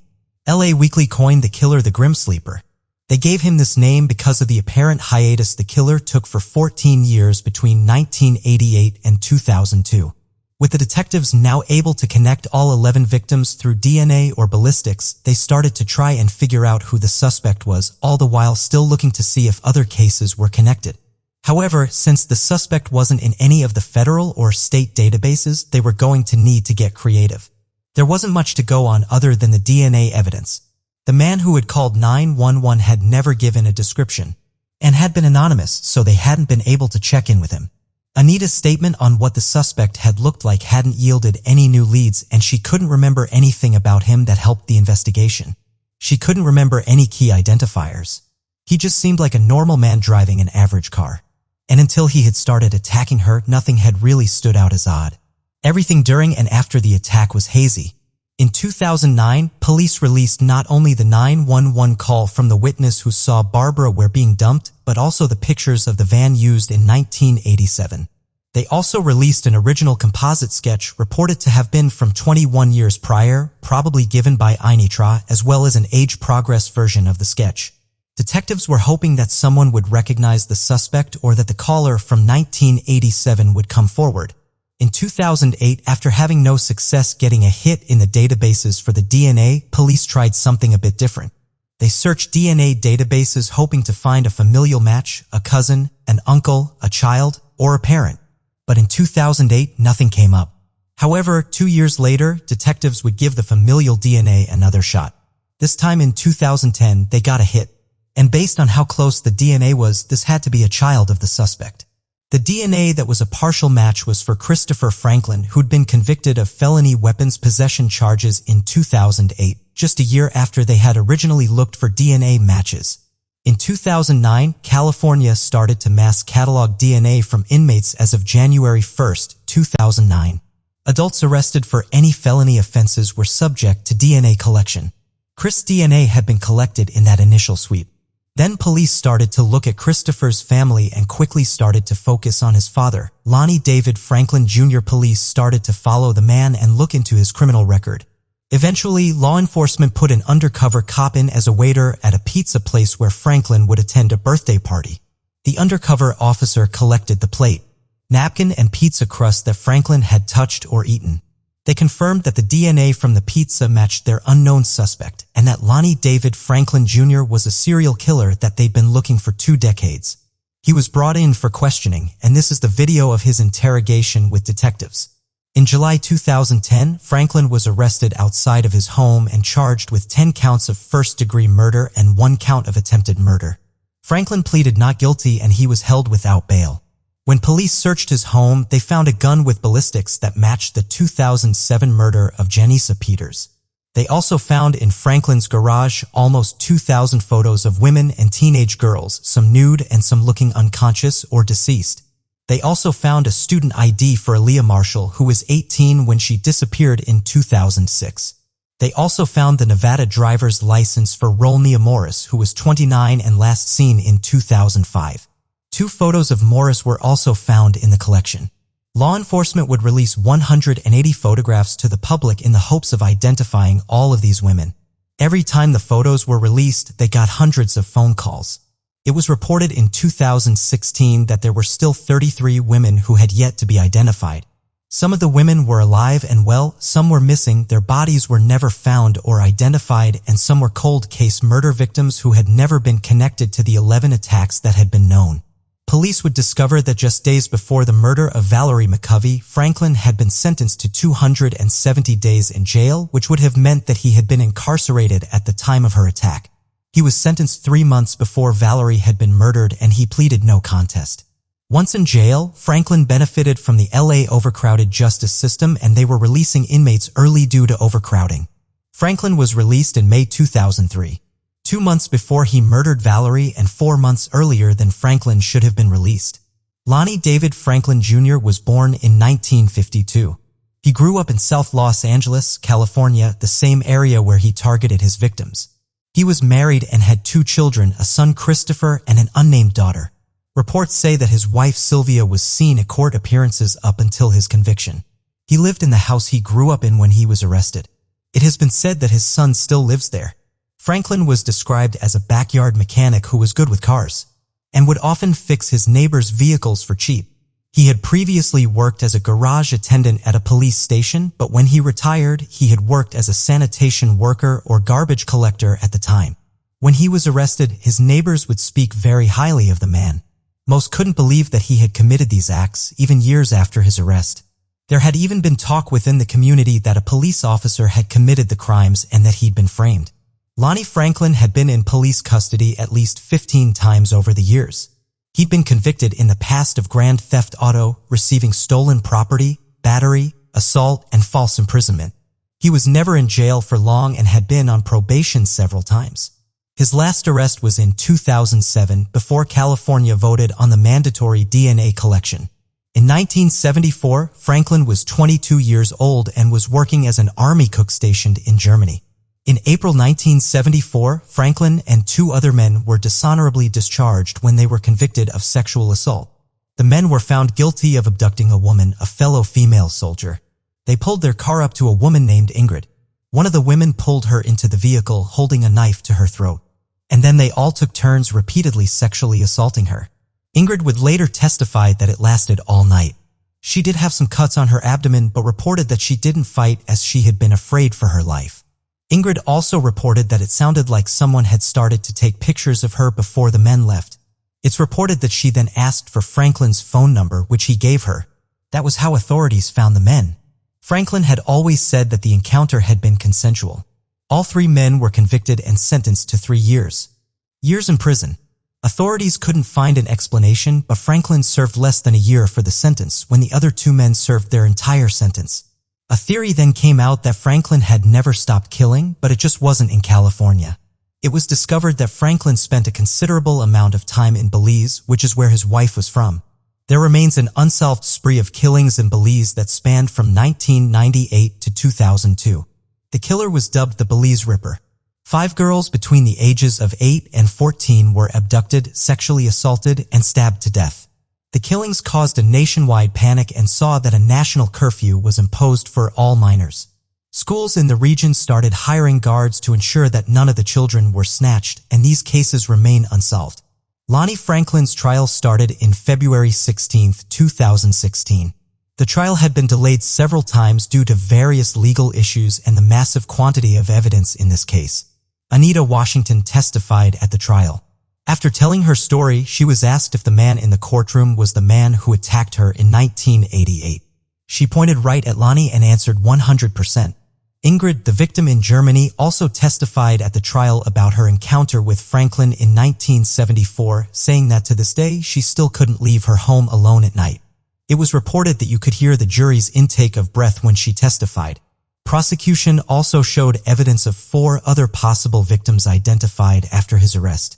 Sharon Alicia Dismuke, Inez Warren, Georgia Mae Thompson, who the task force, through investigation, believe were connected, and Relina Morris, whose body was never found, but pictures found in Franklin's possession made it appear that he had killed her. He was never charged with those crimes or convicted of them. In May 2016, after 3.5 months of trial, the jury took just over a day to deliberate and convicted Franklin of 10 counts of first-degree murder and 1 count of attempted murder. In August 2016, 31 years after the death of his first victim, Franklin was sentenced to death by lethal injection.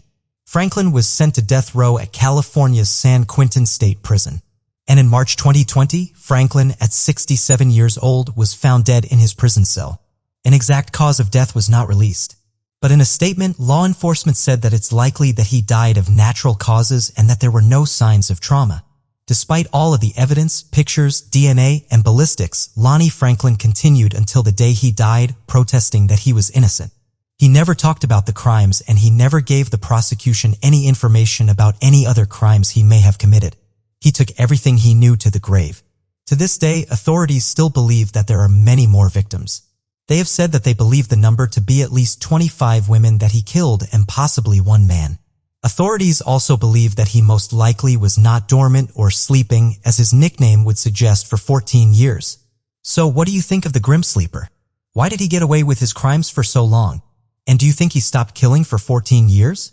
3 chilling cases of wives who thought they had committed the perfect murder, but little did they know forensic science had other plans. On March 21, 2016, just after 9 p.m., Judith Nix in Broken Arrow, Oklahoma, saying that she found her ex-husband dead in his room and that it looked like he had killed himself. Law enforcement would arrive at what they believed to be a suicide call. Judith would direct them to the primary bedroom, but it would quickly become evident that the suicide had been staged. The victim was 69-year-old Kenneth Nix, who was born in 1946 in Louisiana, the eldest of 6 children. In 1966, he had married for the first time, and he and his wife had 3 children and moved to Tulsa, Oklahoma. Ultimately, the couple would separate, and shortly after their separation, his first wife committed suicide while on the phone with Ken. Keith remarried 3 more times after, hoping to find a good mother figure for his 3 young kids. He met Judith in 1984. Judith was also divorced and was working as an accountant with 2 teenage daughters. She had been married before in the 60s, but it had ended quickly after she'd had her daughters. She was originally from Texas before moving to Tulsa. The 2 got married in Las Vegas in 1985. They shared a house together in Broken Arrow. Kenneth had a successful business called Inland Divers Incorporated that he had started in 1980. The couple is reported to have been happy for nearly 3 decades. They both worked for Inland Divers, where Ken did the tours and Judith ran the books. They both shared a love for the sport and a passion for the business, however their marriage would not last. Keith Nix told Oxygen Media, quote, "My father raised me and my brother to be on our own and not to be dependent on anyone, but Judith coddled her kids and financed her kids all the time. They had a problem and that caused turmoil between my father and Judy. Communication between the 2 was diminishing. In January 2011, Kenneth filed for divorce, citing irreconcilable differences. He reportedly rescinded the case 16 days later. Then in August 2011, Judith filed for divorce, also citing irreconcilable differences. She also filed for a protective order against Ken. In seeking the protective order, she stated that she was in fear for her life and that her husband had a violent past, that she'd been experiencing abuse for 2 years. The protective order case was dismissed when both Judith and Kenneth failed to appear in court. They eventually did get divorced in September of 2011. However, during their divorce proceedings, law enforcement had responded to at least 3 domestic phone calls to the home before things had settled. But not all of those calls were made by Judith. Law enforcement would discover that Kenneth had also made calls reporting violent instances with his soon-to-be 4th ex-wife. However, after their divorce was settled, the couple still spent a considerable amount of time together, so it hadn't seemed that strange that Judith still had a key to Ken's house. The medical examiner attended the scene, and initially everything looked just as Judith had described. Judith had stated that she'd brought over supper for Ken and found him deceased in his bedroom. She said that he had a few medical conditions that caused him to experience chronic pain, and she said that Ken had told her that he had wanted to end his life because of the pain. Originally, she had told first responders that she had last seen Ken the day before when she brought him dinner the previous night, and she stated that his mental state was poor. But he didn't answer the phone. The first sign that the suicide had been staged was when police were moving the body and discovered that Ken had been shot twice in the head, which would have been a difficult feat. He also had bloodstains on his clothing. The bullet wounds were on his left temple, and he had blood on the right side of his sweater. The blood found on the clothing didn't match the position that he was found in, meaning that his body had been moved. The evidence wasn't matching Judith's story. The medical examiner would conclude that Kenneth had died closer to 7 a.m. that morning, 14 hours before Judith had made the phone call.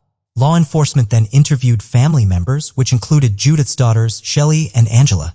Shelley was interviewed first, and she had this big story about how she and Angela had never gotten along with Ken and that he was abusive. When asked to give her whereabouts for the day, she revealed that she'd been at Ken's house that morning, around 11 a.m., and she spoke to her mother in the driveway. And this contradicted Judith's alibi. Just a day after the shooting on March 22nd, Judith Nix was arrested and charged with the murder of Ken Nix. Not only her, but both of her daughters, Shelley Davis Pearson and Angela Moore, were arrested on accessories after the fact.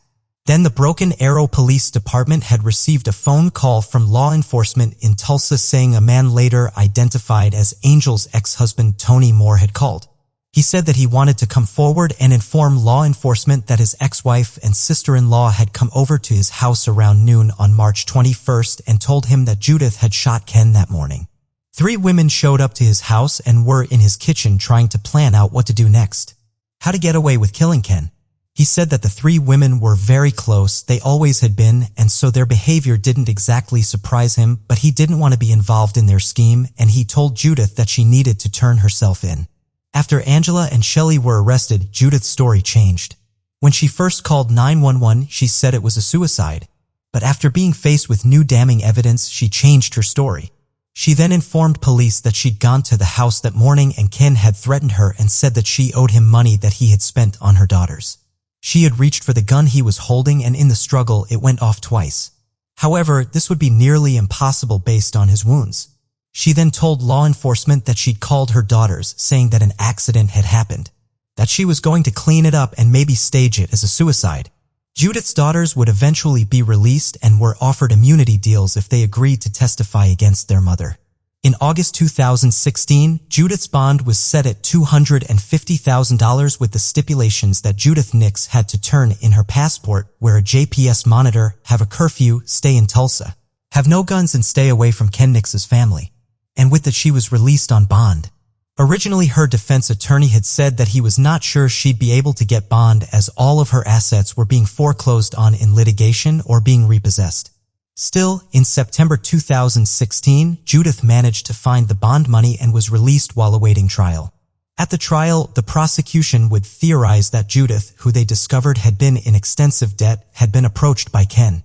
He was requesting money that he'd loaned Judith back, and she hadn't viewed that money as being a loan. In their divorce agreement, if Judith happened to survive Ken, she would get his house. The prosecution believed that this was the motive for staging the suicide in the hopes of gaining the home and getting out of debt. The defense would argue that Ken had been abusing Judith for years and that she was suffering from battered woman syndrome and she'd only been trying to defend herself, and shot Ken in self-defense. After a 5-day trial, the 80-year-old Judith Nix was found guilty of first-degree murder in March 2017 and a month later was sentenced to life in prison. Her sentencing hearing was the first time Judith spoke in court, telling Kenneth Nix's family that she was sorry. She'll be eligible for parole when she's 108 years old. Case number 2, Della Sartorius. On February 19, 1996, Dr. Daryl Sartorius, a heart surgeon in Cincinnati, Ohio, didn't show up for work and had not been answering his pages. His coworkers called law enforcement requesting that they do a welfare check. Police arrived at the home of Dr. and Mrs. Sartorius. His wife, Dante, answered the door and she said that she didn't know where he was. Police noted his car was still in the garage and they asked if they could take a look. They discovered Daryl in the basement on a couch with a gunshot wound to his head. The investigation started with them looking at the cause of death as suicide, but some of the evidence would make the death look more and more suspicious. The first piece of evidence was that they found a second bullet hole in the couch. Someone going to shoot themselves doesn't usually take a test shot that his wife didn't hear upstairs. Blood spatter evidence was also not what they expected from a suicide. In his hand was the gun, but there was a significant amount of blood underneath the gun on his palm, which the handle of the weapon should have blocked. There was also a swipe of blood spatter on the front of the couch and his legs, which couldn't have been made via the gunshot wound. They hypothesized that it appeared to have come from another person standing in front of Daryl. Because of the peculiar circumstances of the evidence, Dante was brought into the police department for questioning. There they tested her hands for gunshot residue and she tested positive. The medical examiner concluded on February 27th after looking at all the evidence and the results of the gun residue tests from Dante and Daryl that the victim had been murdered and that Daryl had not shot himself. The residue on the victim's head would indicate someone had shot him from behind. Also, police discovered that Dante had been the one to purchase the gun the day before Daryl was killed. And so Dante was arrested. Her own mother is even reported to have called the police to tell them that it couldn't have been a suicide and that her daughter had definitely killed Daryl. Police would discover that Dante had a checkered past and her name was actually Della. Della was from Cincinnati and her father had died when she was only 3. Her mother quickly remarried, and at 18, Della was a high school dropout who found herself pregnant and married to her first husband, Joe Hoffer. The two would soon divorce, and news outlets reported that she had struggled to support the child and herself, and the child ended up in foster care. Another reported that the child stayed with Joe Hoffer. It's not confirmed what happened to this child. However, Della, she married again and soon divorced in her early 20s. That was when she started going by the name Dante. She married a third time to a graphic artist named Grant Bassett. He would report that she would often threaten to kill him in their short 9-month-long marriage. Police would discover shortly after her divorce from Bassett that Della was convicted of threatening her next boyfriend with a gun. The boyfriend, stockbroker Lawrence Walker, would tell police that she told him that she was pregnant and threatened his life if she miscarried. Her fourth husband, computer consultant David Britton, reportedly told the news that he'd only survived the marriage because he hid the bullets for his gun. Then she met Dr. Daryl Sartorius when he was 55, a prominent heart surgeon in Cincinnati. Before marrying Dante, he had previously been married for 30 years and had 4 children with his first wife, and in 1994 the marriage ended. After his divorce, he was looking for a second chance at love when he went to a dating agency in the hopes of finding someone. This agency would be similar to an online dating site, where potential people could look at your profile in a book instead of online. Through the agency, he met a woman named Dante Britton, and the two hit it off. After only dating for 4 months, the two got married in March 1995, and he didn't know her real name was Della Hall or that she had children or had 4 ex-husbands. Daryl had no idea who he had just married. At first, they had seemed like a happy couple to everyone. But that didn't last. Daryl bought them a home in a nice neighborhood, and Della started racking up credit card bills. Even with Daryl making good money, it wasn't quite enough to fund the extravagant lifestyle that his new bride seemed to want to live. The two started fighting about money constantly. A work colleague would tell Daryl that he'd been talking about divorce. Investigators believe that this may have been Della's motive in killing her husband. She wouldn't get anything if they divorced, but she'd get almost $1 million if he died. What investigators believed happened was that Della had discovered Daryl had met with a divorce attorney. That was when she started putting things into motion. She bought a gun. She went down to the basement where Daryl was, came up behind him, and shot him in the head. Then took his hand and had him fire the gun into the couch. Then she just waited until the police arrived, pretending that she didn't know what happened, and tried to pass off his murder as a suicide. The media at the time would paint her as a black widow, someone who kills her partners. Newspapers would write, quote, Della Faye Hall Hofferbayer Bassett Britton Sartorius was the marrying kind, 5 times wed, each time selecting a man younger and wealthier than the last. 4 of the marriages ended in divorce, and some of her ex-husband claiming that they escaped with their lives. The 5th ended in a gunshot. During the 12-day trial, the prosecution would bring witness after witness explaining Della's violent past. They'd show evidence that the head wound could not have been self-afflicted. The defense would hold firm that Daryl was a very depressed middle-aged man who killed himself. Her ex-husbands and boyfriend would also attend the trial, meeting for the first time. The jury deliberated for only 5 hours before they convicted Della of murder. She was sentenced to a maximum of 23 years to life in prison. Della died in prison on November 20, 2010 at the age of 60. The Ohio Department of Rehabilitation and Corrections informed the press that she had died of natural causes. She would have been eligible for parole in 2013. On June 16, 2022, at approximately 5 a.m., Susquehanna Township Police in Pennsylvania were called. The dispatcher said that the caller identified themselves as Evelyn Ciccarelli Henderson. Evelyn would tell the dispatcher that she'd found her husband dead on the back porch and that he killed himself by starting a fire and burning himself. Police would arrive at the home, and this was when things started to get peculiar. The dispatcher would note that something was very off about the caller. She was hesitant to answer questions. It was also noted that Evelyn had said she had heard her husband calling her name for help around 1 a.m. but didn't call 911 until hours later. When police arrived, they found the badly burned, naked body of 84-year-old Carmen Henderson on the back porch.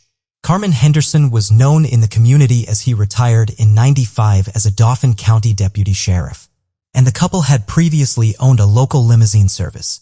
Evelyn Zigarelli Henderson, now 66, had also been a local political candidate, having started as a county clerk at 27 in 1983. She ran again in 2011 for the Democratic nomination for a clerk of courts in Dauphin County. She even wanted to change her name from her married name Henderson to Zigarelli Henderson. She told PennLive, quote, "Zigarelli is a powerful political name in western Pennsylvania." Evelyn and Carmen had been married for 30 years. They had met while Evelyn had been a car salesman and Carmen was still a deputy.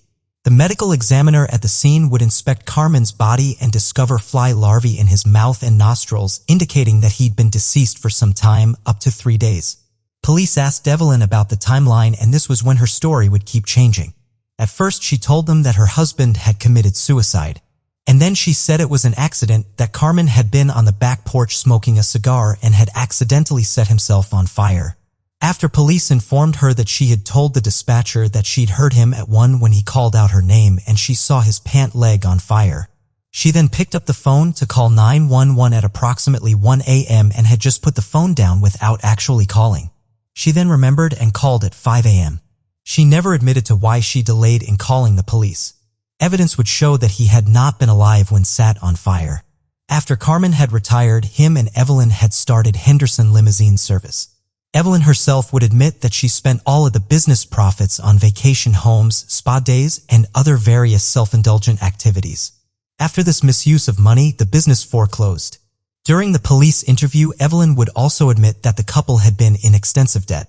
She'd taken out a second mortgage on the house and they had failed to pay it for some time. She said that she was going to be homeless as the house was going to be repossessed.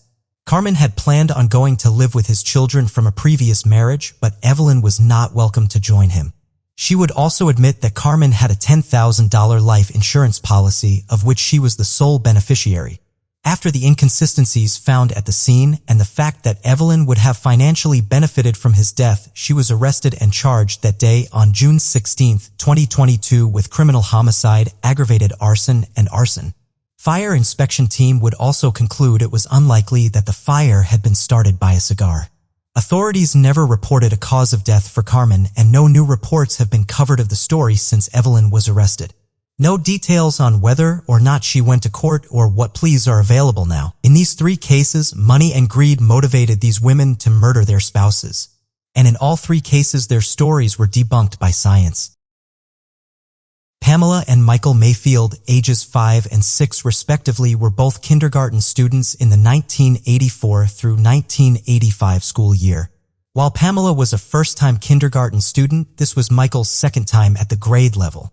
Due to concerns about his emotional maturity, the school and family had agreed that it would be best for Michael to repeat kindergarten before advancing to first grade. Both siblings were enrolled at Betsy Ross Elementary School, which was just a short walk from their home in Houston, Texas. The children's home was full of family. They, along with their mother Cynthia, lived with their grandmother as well as one of their aunts and a cousin. Since they lived so close to their school, their mother would occasionally allow them to walk home from school by themselves. When they asked permission to do so on January 10, 1985, Cynthia said yes. Her 2 children would never make it home that day. Witnesses reported seeing Michael and Pamela playing in a playground at an apartment complex that was on their route home from school. Later in the afternoon, witnesses saw the 2 children getting into the back of a green car. The car was being driven by a man, but no one who saw him recognized him. Pamela and Michael appeared to have been abducted. This conclusion was questioned 4 months after the 2 siblings went missing, however. A man called police and told them that Pamela and Michael were not missing at all. Rather, they were staying with family in Los Angeles. The Mayfields did have family in LA, but authorities spoke with them and did not find Michael and Pamela to be with them. The caller's claims having been discredited, Michael and Pamela's case is officially considered a non-family abduction. If they are still alive as of 2018, Michael will be 40 and Pamela will be 39. Monday, November 23, 1992, got off to a rough start for the Sutton family.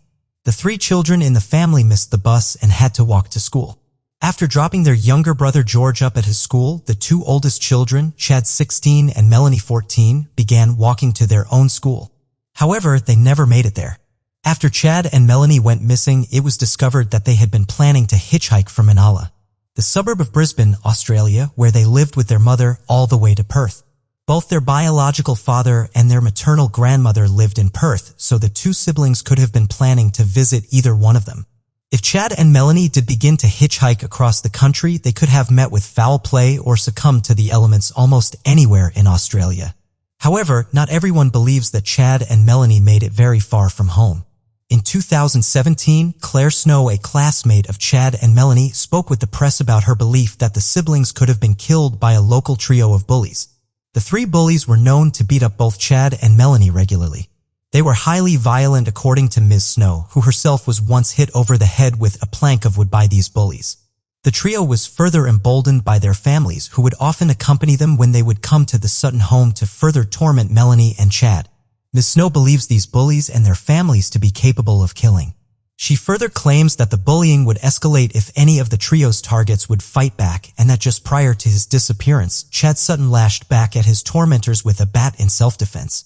According to Ms. Snow, the main rumor at Inala High School following Chad and Melanie's disappearance was that they had been killed by the bullies and their families, and their bodies had been hidden out in the bush. This area was later developed for housing, and no sign of Chad or Melanie's remains were found in the process. If the Sutton siblings did meet with foul play close to home, their remains were hidden elsewhere.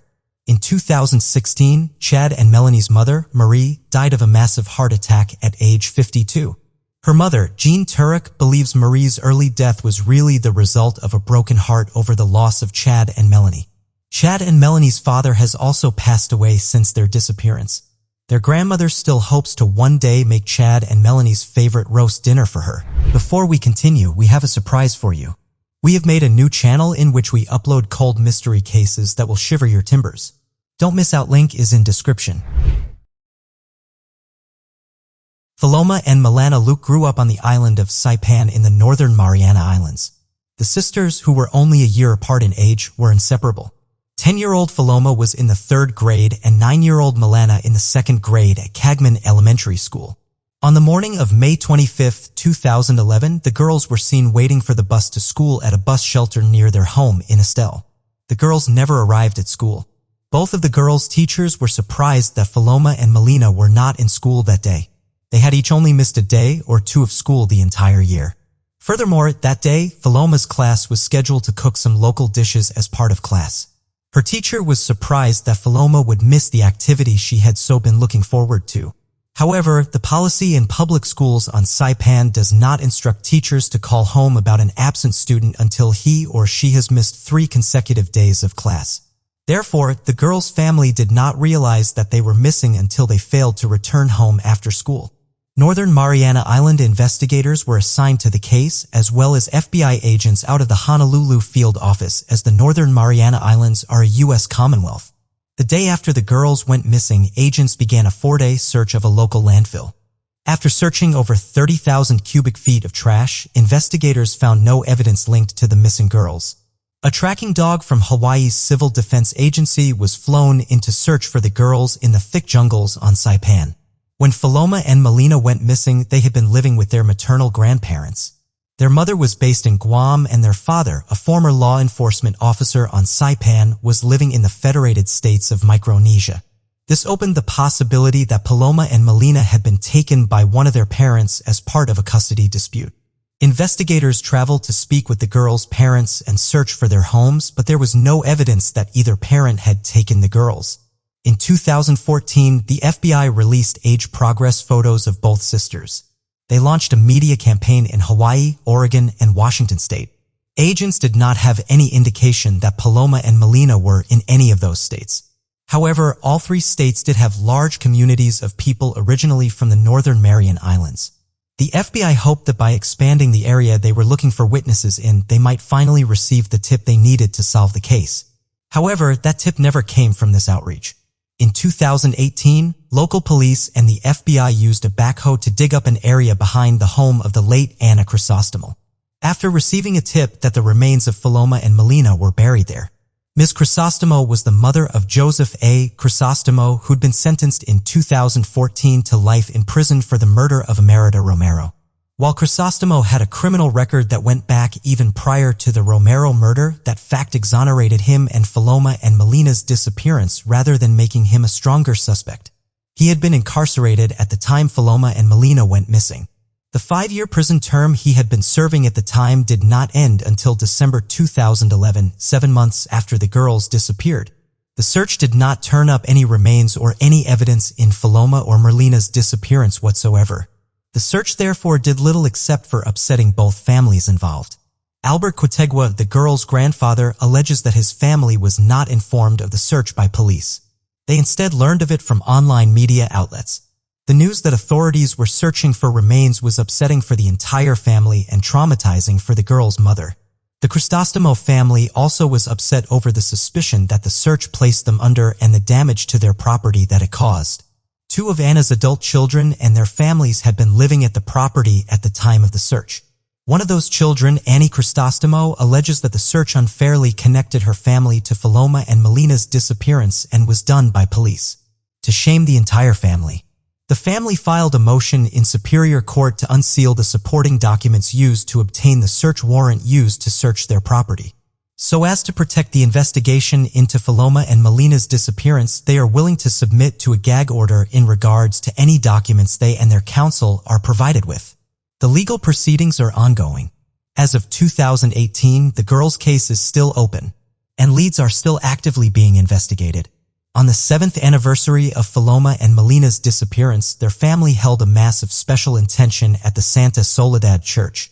Despite years without knowing where Philoma and Melina are, their grandfather continues to pray that answers will come in the next few years and end the family's pain.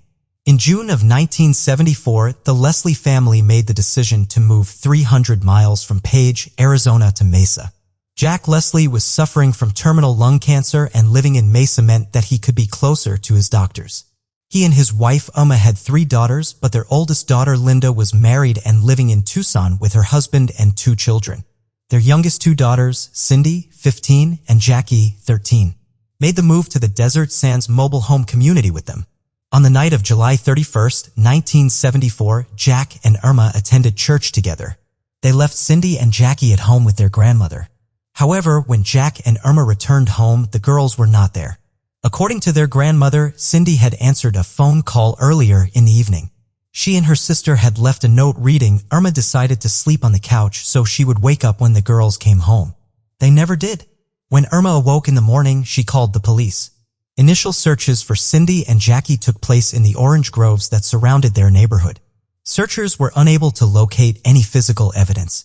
When Maricopa County Sheriff's deputies began investigating the note the girls left, they looked for the family the girls could have been going to babysit for. They found no family that claimed to have hired the girls. A few days after the girls went missing, their mother learned a potential reason why. It appeared that Cindy and Jackie used babysitting as a cover story so they could go to a party 3 blocks from their home.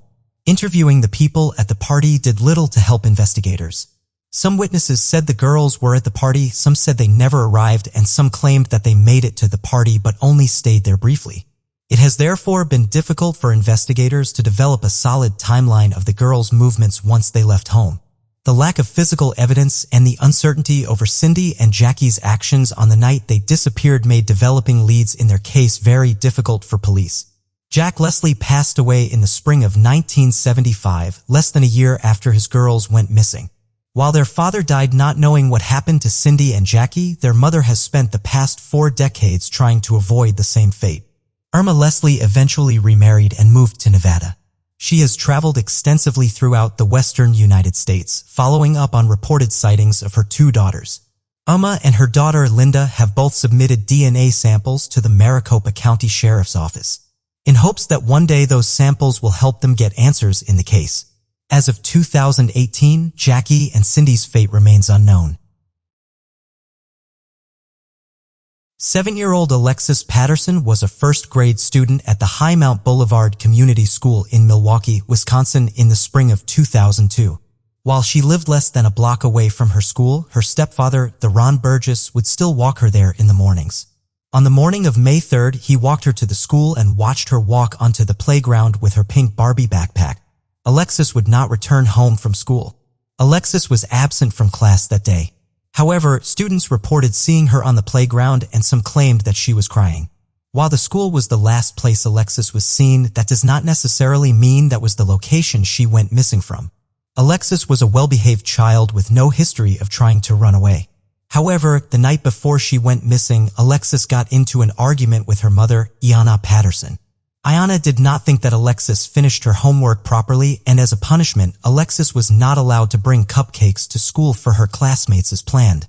Angry at her mother, Alexis could have wandered off after refusing to go into class and been abducted off of school grounds. However, this theory is challenged by some students who say they saw Alexis on the school playground after school. Perhaps Alexis acted out and did not go into school but did not want her mother to find out. So she remained at the school playground for the entire time she was supposed to be in class. Given the short distance between her home and the school, if Alexis were abducted in the afternoon, it could not have been very far from the schoolyard. Supporting the idea that Alexis was abducted from the Highmount School were reports of a mysterious red truck. Students reported seeing a red truck parked near the school in the days leading up to Alexis going missing. The truck did not drop off or pick up any children. Sightings of the vehicle ceased after Alexis went missing. A solid link between the truck and Alexis' disappearance has never been made. The search for Alexis was one of the largest in Milwaukee's history. Officers and volunteers performed land and water searches, and helicopters were used to search larger areas. However, the investigation was not without controversy. Authorities were criticized for focusing on the criminal backgrounds of some of Alexis' family members. Alexis' father, Kenya Campbell, was in the process of being released from prison on multiple driving without a license charges when Alexis went missing. While he could not have been directly involved with his daughter's disappearance, he agreed to meet with authorities and cooperated with the investigation. Lauren Burgess, Alexis' stepfather and the last known adult to see her, had a far more troubling criminal past.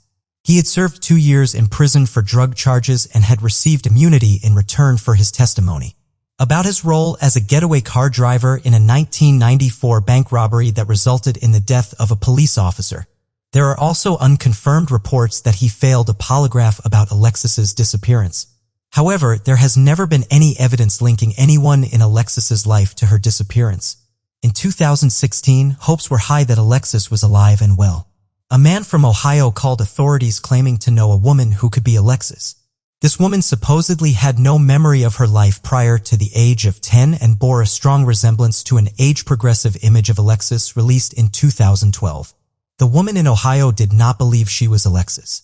She provided police with documents that verified her true identity. Police in Bryan, Ohio, still obtained a voluntary DNA sample from the woman and sent it to Wisconsin. Tests showed that the woman was not Alexis. But these findings are controversial to many close to the case. Following the announcement that the DNA samples did not match, the man who originally alerted the authorities to the woman in Ohio came forward to speak to the media.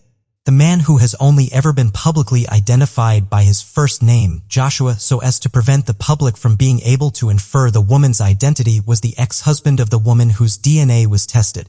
Joshua alleges that the original test used a sample from a toothbrush collected in 2002 that did not conclusively belong to Alexis. The police have never confirmed where they obtained their sample from. Both Joshua and Alexis' mother Ayanna believe that Joshua's ex-wife is Alexis. They have been petitioning authorities to perform a new DNA test using a sample from Ayanna to test against the DNA from the woman they believe to be Alexis, as they believe the woman to have been conclusively ruled out as Alexis. A wreath is laid out at the Highmount School every year as part of a ceremony to commemorate Alexis on the anniversary of her disappearance. Alexis' mother, who divorced Alexis' stepfather shortly after Alexis went missing, faithfully attends despite how emotionally taxing it is for her. While she believes her daughter is the Ohio woman ruled out by police, Ayanna Patterson still struggles with not being able to bring her child home. Bianca LeBron was a confident and outgoing 5th grader at the Elias House School in Bridgeport, Connecticut. The 10-year-old loved to shop, and her favorite color was purple. She lived with her mother, Carmelita Torres, and her stepfather, Angelo Garcia. While they were no longer together, Carmelita and Wilberto LeBron, Bianca's father, maintained a good relationship as they raised their daughter. On the morning of November 7, 2001, Bianca ate breakfast as her mother got ready to leave for work. Bianca and 4 of her cousins walked the 2 blocks from her home together as they did every day. Their custom was to also walk home from school together, but Bianca would not be with them to walk home that afternoon. At 4:30 p.m., Carmelita became concerned because Bianca had not returned home. This was not immediately alarming, however. Bianca had lots of relatives who lived within walking distance of her home, and she loved to spend time with her many friends. This would not have been the first time she had failed to call home to report whose house she was visiting after school. She had once even spent the night with a friend without telling her mother, not understanding the panic that it would cause her. However, when 8:30 rolled around with no sign of Bianca, her mother began searching for her. Having no luck finding Bianca with her family or friends, Carmelita called the police at 10:30 p.m. The Elias House School was obviously an important site in this case. Police went to the school in the morning to interview school staff and Bianca's classmates. Bianca had made it to school that morning and had been waiting in line to enter the building with her teacher and other students in her class. She told some of her friends that her uncle would be taking her shopping that day. As Bianca loved to shop, this did not seem strange. Just before she entered the building, Bianca told her teacher that she was going to speak with her uncle. Teacher did not stop her. Students at the school reported seeing Bianca get into a dilapidated 2-tone brown van with a Hispanic male driver in his early 20s. The man did not try to obscure his face from the crowd of students, and Bianca seemed to be going willingly, so her friends assumed that the man was Bianca's uncle picking her up for her shopping trip. There was just one problem. Bianca did not have an uncle. Based on interviews with the students and the police were able to develop a sketch of the man believed to have abducted Bianca. In April of 2002, police announced that they were trying to locate a 20-year-old man named Jason Gonzalez, whose actual name will be discovered to be Jason Lara. Police did not name Jason as a suspect, rather as an acquaintance of Bianca's. However, Jason resembled the composite image of the man Bianca left school with, and he had a friend who owned a van similar to the one the man had been driving. He had a criminal record that began before Bianca went missing and extended well after. He had also left Bridgeport less than a month after Bianca disappeared. Jason knew Bianca because his mother was dating Bianca's great-uncle. While it is known that the two knew each other, the full extent of their interactions has been highly debated. In the wake of Bianca's disappearance, reports ranged from Bianca having a simple girl-herd crush on him to allegations that witnesses had seen the man kissing the little girl. Jason and his family have always maintained that he was never inappropriate with Bianca and that he had nothing to do with her disappearance. Jason eventually met with police, but they alleged that he was not very cooperative. While Jason appears to be a solid suspect on paper, no actual evidence connects him to Bianca's abduction, and he has an alibi for the time it occurred. Despite Bianca's family doing everything from appearing on television shows, consulting psychics, and giving interviews to local newspapers, few leads have surfaced in the case over the years. In 2009, police dug up large sections of Bridgeport's Seaside Park after receiving a tip that Bianca had been buried there. Nothing was recovered. While Carmelita Torres has never wavered in her belief that her daughter is still alive and will one day be found, she had Bianca declared legally dead so as to file a wrongful death suit against the Elias House School. In the immediate aftermath of Bianca's disappearance, the Elias House School suspended Bianca's teacher without pay and updated their security and attendance policies. However, this did not undo the negligence shown when Bianca was allowed to leave school property with a man whose identity was not verified. Carmelita was ultimately awarded $750,000. The Elias House School has since been shut down. As a result of Bianca's disappearance, the once civil relationship between her parents has turned sour. They only communicate through their attorneys. Carmelita Torres eventually moved out of the home she shared with Bianca after more than a decade of waiting there for her daughter to come home. Bianca's father, Wilberto, moved to Florida, where he walked his 3 other children way up to the door of their schools every day for fear that one of them might meet the same fate as their sister. As of 2018, if she is still alive, Bianca will be 27 years old. Carrie Sada was a student at the Albert Einstein Hebrew Day School in Las Vegas, Nevada. On October 25, 1978, the 6-year-old was enjoying the playground at lunchtime. Unlike his classmates, Carrie would never make it back to class. Students reported an unfamiliar Rolls-Royce on the school grounds around the time Carrie vanished. According to a 12-year-old student at the school, Carrie had been forced into the car by one of the 4 men who were riding in it. Approximately 3 hours after Carrie had last been seen, a neighbor of the C's, who was in their home to help Carrie's distraught parents, answered their phone. It was a ransom call. The caller demanded that Carrie's parents prepare $500,000 to be exchanged for their son. He stated that he would call back on that Friday, the 27th, with further instructions on how to pay the money and get Carrie back, without any further communication from the kidnappers. While $500,000 is not an insignificant amount of money, Carrie's father was in a position where he could have procured it. Solseta had started a carpet business upon emigrating to the United States, and by 1978 the business was very successful. Early on in the investigation, there were concerns that Sol may have been the reason for the kidnapping for less flattering reasons. At the time of the abduction, Solsaya was under indictment for a conspiracy to bribe a gaming commission official. His trial had to be postponed because Carrie went missing, and the charges were ultimately dropped on compassionate grounds. The theory that the bribery charge led to Carrie's abduction lost support quickly because an alternative theory gained traction even quicker. Police quickly focused in on a former employee of Sol's, habitual criminal Gerald Burgess. Several students claimed to have seen Burgess at Carrie's school around the time he went missing. Burgess was known to the students because he would occasionally work as a handyman at the school. Burgess, who was dating one of the secretaries at the school, claimed he was only there to drop off lunch for his girlfriend's son. The neighbor who answered the ransom call also immediately identified the voice they heard as Gerald's. Suspicions against Gerald increased when he led police to one of Carrie's shoes out in the Nevada desert. Burgess claimed that he knew where the shoe would be because he had been contacted by the kidnappers and was acting as a go-between between them and the Saya family. He was not able to substantiate this claim. While most of the evidence against Burgess was circumstantial, in 1981 a grand jury indicted him on charges of kidnapping and attempting to obtain money under false pretenses in relation to Carrie's case. And in 1982 he went to trial. Burgess alleged that Carrie was alive and living in Israel, but again he could not substantiate these claims. Convicting Burgess was going to be a challenge from the onset of the trial, but it grew more and more difficult as it progressed.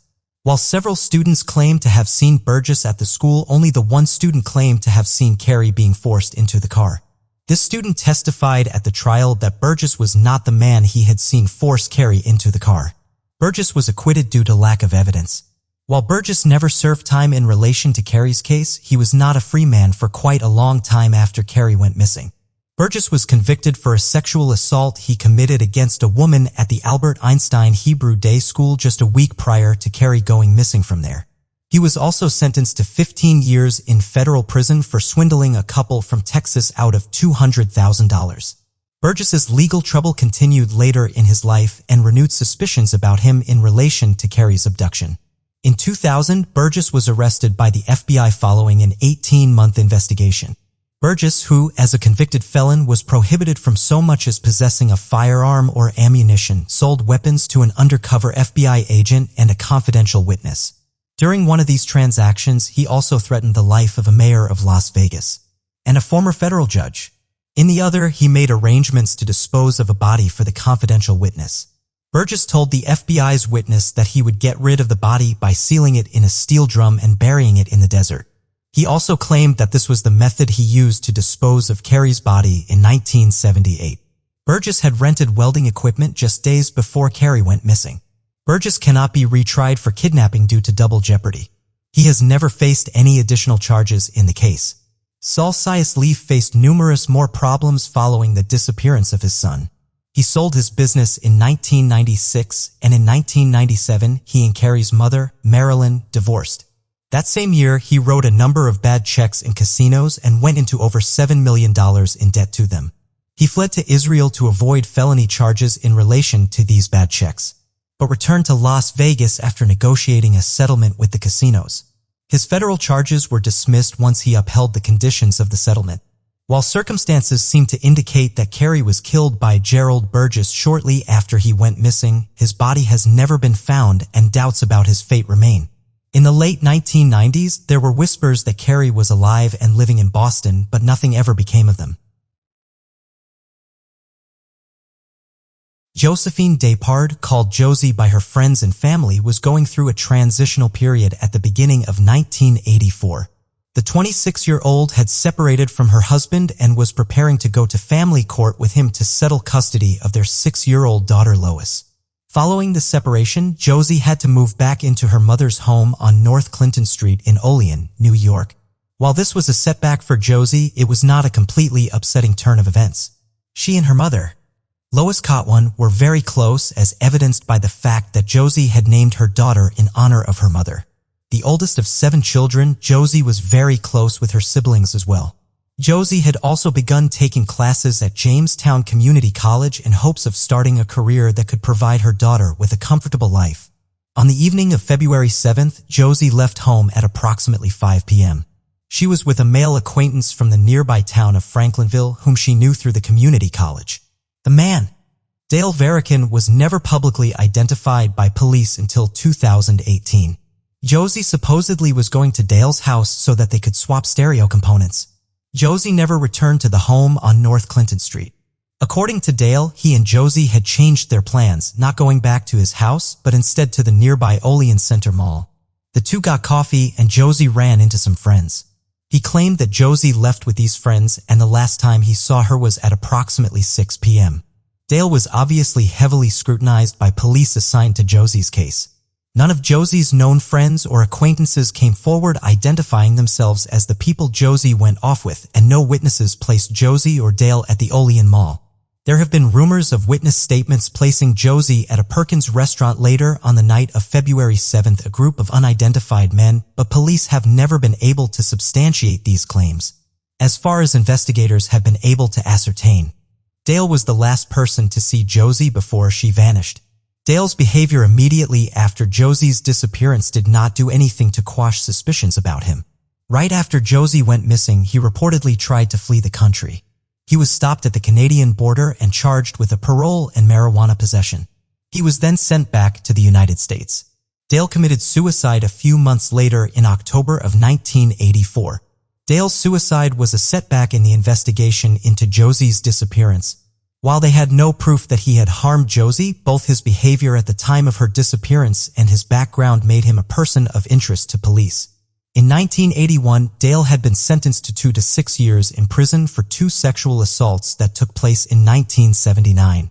One of the victims was just 14 years old. A recon received credit towards a sentence for the 6 months he had spent in county jail while the charges were pending. The remainder of the time he had been in custody had been spent in a mental health facility following a suicide attempt in his cell, and that time was not eligible to be used as time served. Despite these mental health issues, a psychiatrist who evaluated Dale testified at the 1981 trial that he had been able to distinguish between right and wrong at the time of the attack on the 14-year-old. It has been speculated that Dale's history of mental health problems was the reason police did not release his identity until 2018.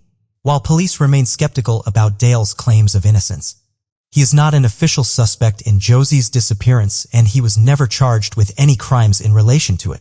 With a major avenue of inquiry cut off so soon into the investigation, Josie's case had few leads to follow. Her case remained active, but police never came closer to solving the mystery in the intervening years. That all changed in 2018. On February 7, 2018, the 34th anniversary of Josie's disappearance, an anonymous letter arrived at the Olean Police Department. The letter addressed to Captain Robert Blavsky and retired officers who had worked Josie's case has never been released to the public out of concern that doing so may jeopardize the investigation. Captain Blavsky has stated that the letter contained some information that he already knew, as well as some information that he had speculated but never been able to verify.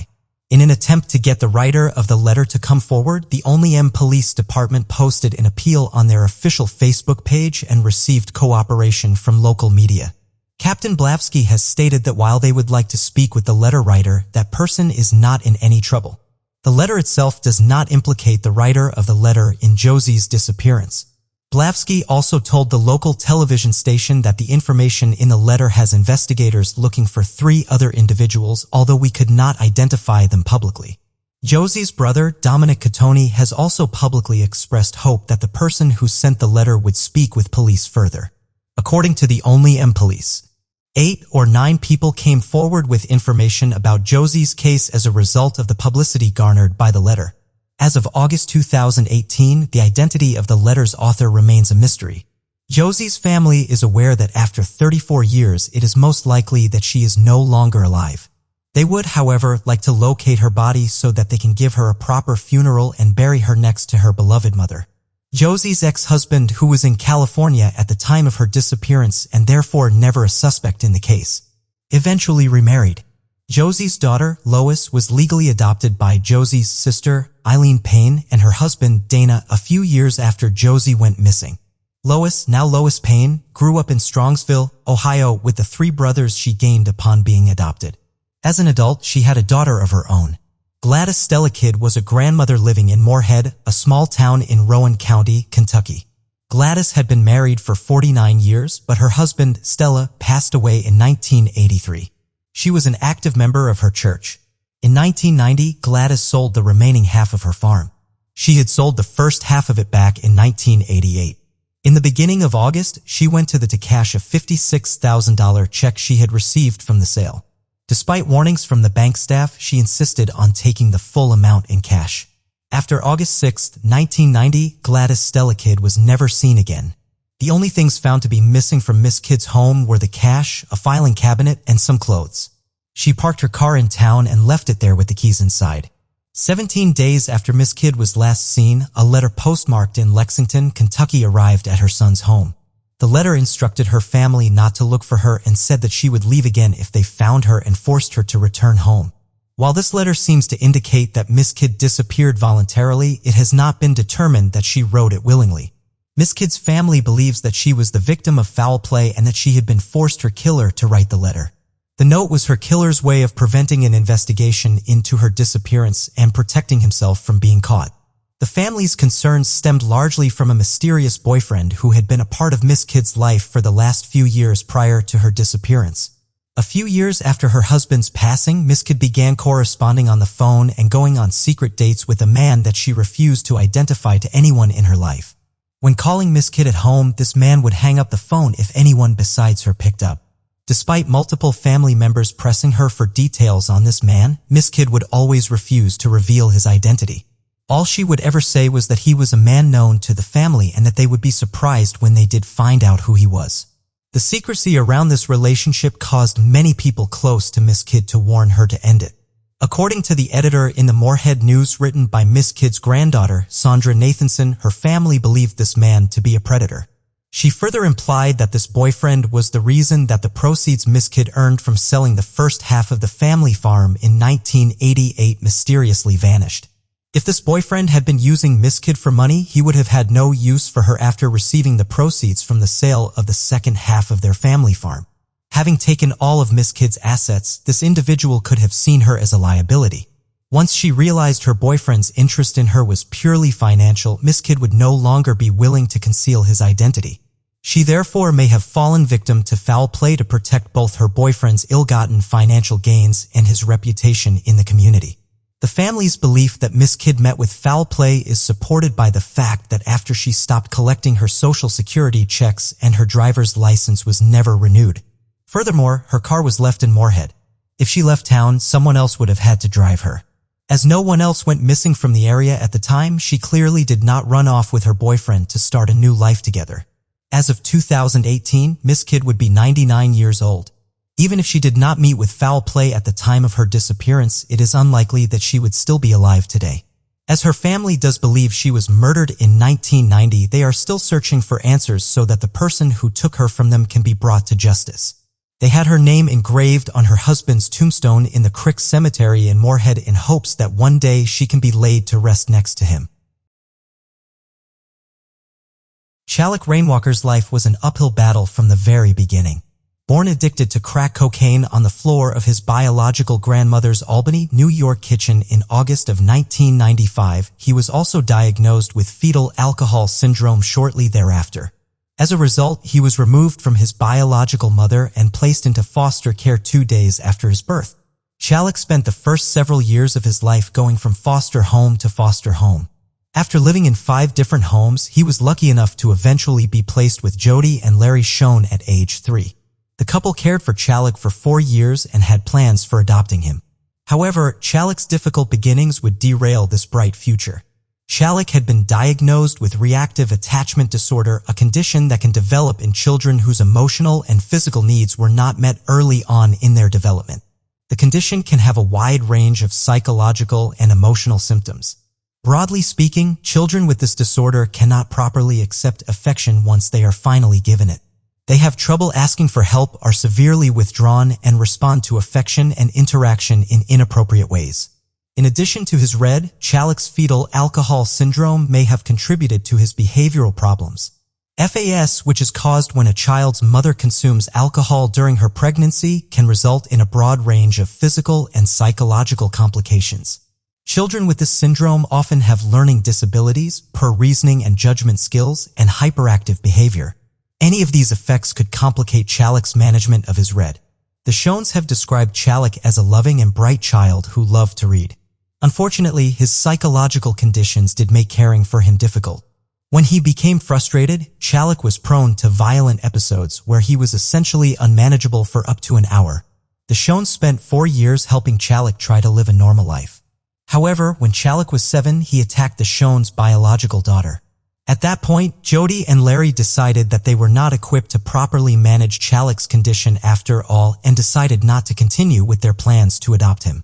After leaving the Shone home, Chalak was sent to live with Rosalind McDonald and Stephen Kerr, a married couple with 4 biological children and another foster child with special needs.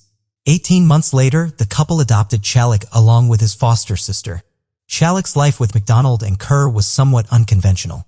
Their rural home in Washington County, New York was a 2-room shack with no electricity, running water, or indoor plumbing. This was reportedly done out of the couple's concerns for the environment. All of the children were also homeschooled rather than sent to traditional school, although they did participate in small homeschooling groups with other families. McDonald and Kerr did not provide any care for Chalak's special psychological needs. During the time he was with them, he was not receiving any sort of counseling or put on any type of medication. This is in spite of the fact that they received roughly $36,000 a year from the state to provide for the care of their 2 adopted children with special needs.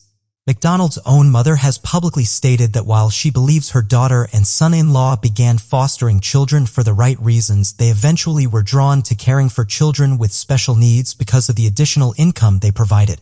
Chalak's problems again came to a head in October of 2007 when he reportedly threatened a small child in the homeschooling group he and his siblings attended. The young boy had been pestering Chalak, who had not been able to properly express his frustration and had instead lashed out with a threat of physical violence. Following this incident, Jocelyn McDonald no longer wanted Chalak in her home. Therefore, on October 23 of 2007, Stephen Kerr called a crisis hotline. He told the caseworker he spoke to that Chalak was unmanageable and that he wanted to reverse the adoption.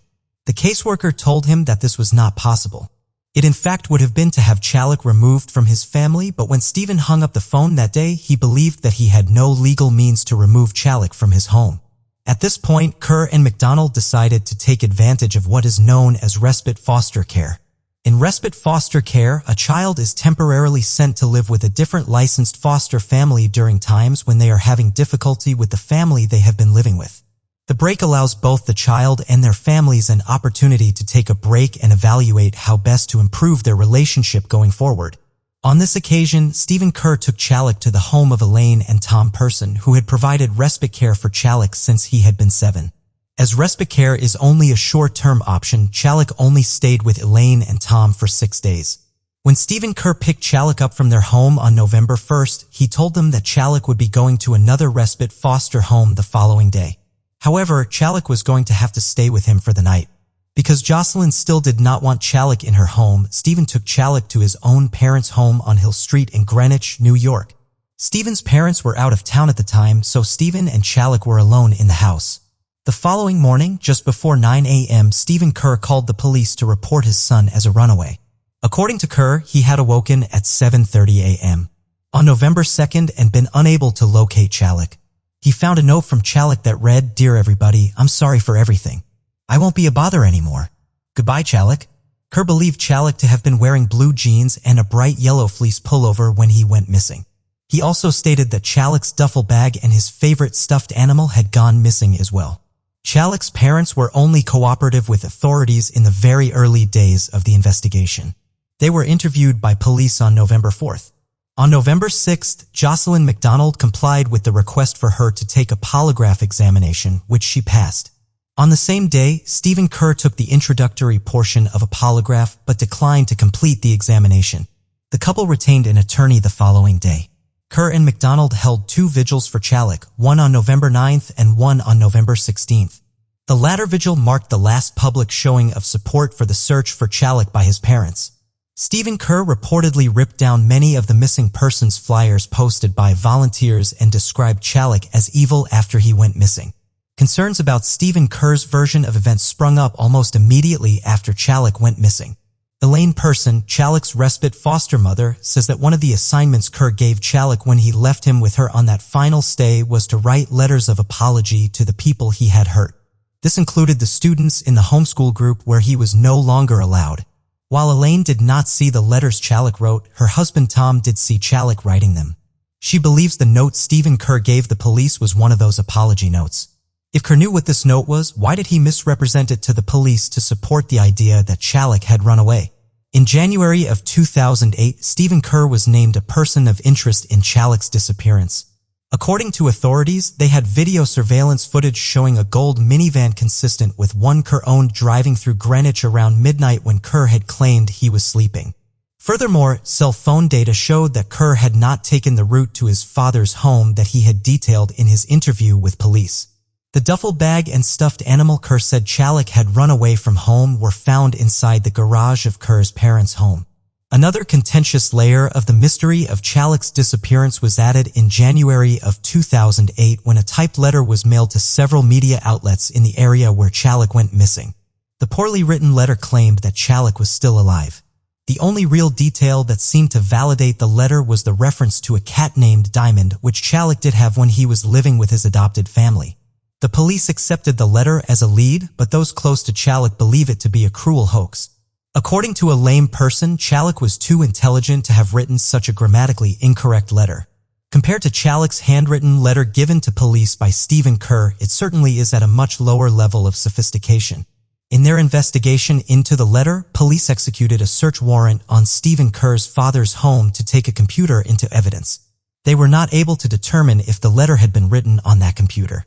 Stephen Kerr and Jocelyn McDonald filed a lawsuit against the police department shortly thereafter, alleging that the search was improper and that police had illegally detained them during it. For months after Chalik went missing, his adoptive parents moved their family out of state. Greenwich police have been publicly very critical of Karen McDonald's lack of interest in their son's case. Chief George Bell of the Greenwich Police Department has stated in an interview that he has never seen such a lack of interest from the parents of a missing child. Karen McDonald do not contact the authorities to check in on Chalik's case. While Jalik's adoptive parents have not displayed an interest in this case, others who love him have stepped up to fight for Jalik. Efforts to locate Jalik have been led largely by his adoptive maternal grandparents, Barbara Riley and Dennis Smith. In the wake of Jalik's disappearance, when their daughter and son-in-law stopped cooperating with authorities, Riley and Smith attempted to gain legal custody of Jalik so that they could expedite the investigation through their own cooperation. This move was without legal precedent in the United States and was ultimately unsuccessful. As a result of their involvement in Jalik's case, they have become estranged from their daughter and grandchildren. Soon after Kara and McDonald stopped cooperating with the police, Riley and Smith helped form a task force to facilitate the search for their grandson. Also on the task force were Jalik's former foster parents, Jody and Larry Schoen, and Tom and Elaine Person. Elaine took a leave of absence from her job managing a small nonprofit to lead the task force and focus on efforts on Jalik's behalf full-time. These efforts included searches, media outreach, and fundraising to create a reward for information in Jalik's case. While Kara and McDonald did initially post a $25,000 reward for Jalik's return, it decreased by $5,000 every month and therefore was gone quickly.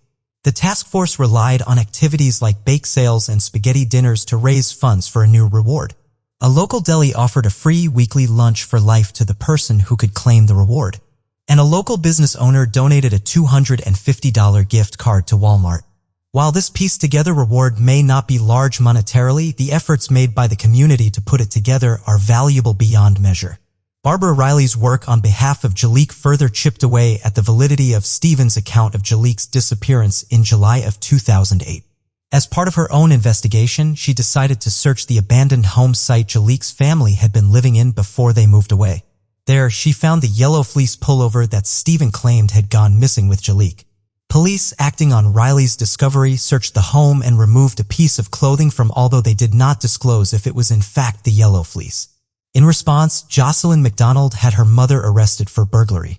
In 2012, state and local authorities held a press conference to announce that Jaliek's case was being reclassified from a missing persons investigation to a probable child homicide. At the conference, they also finally confirmed that Jaliek's yellow fleece had been recovered after he went missing and announced that they had just performed a new search with the Dabber dogs based on a tip from the public.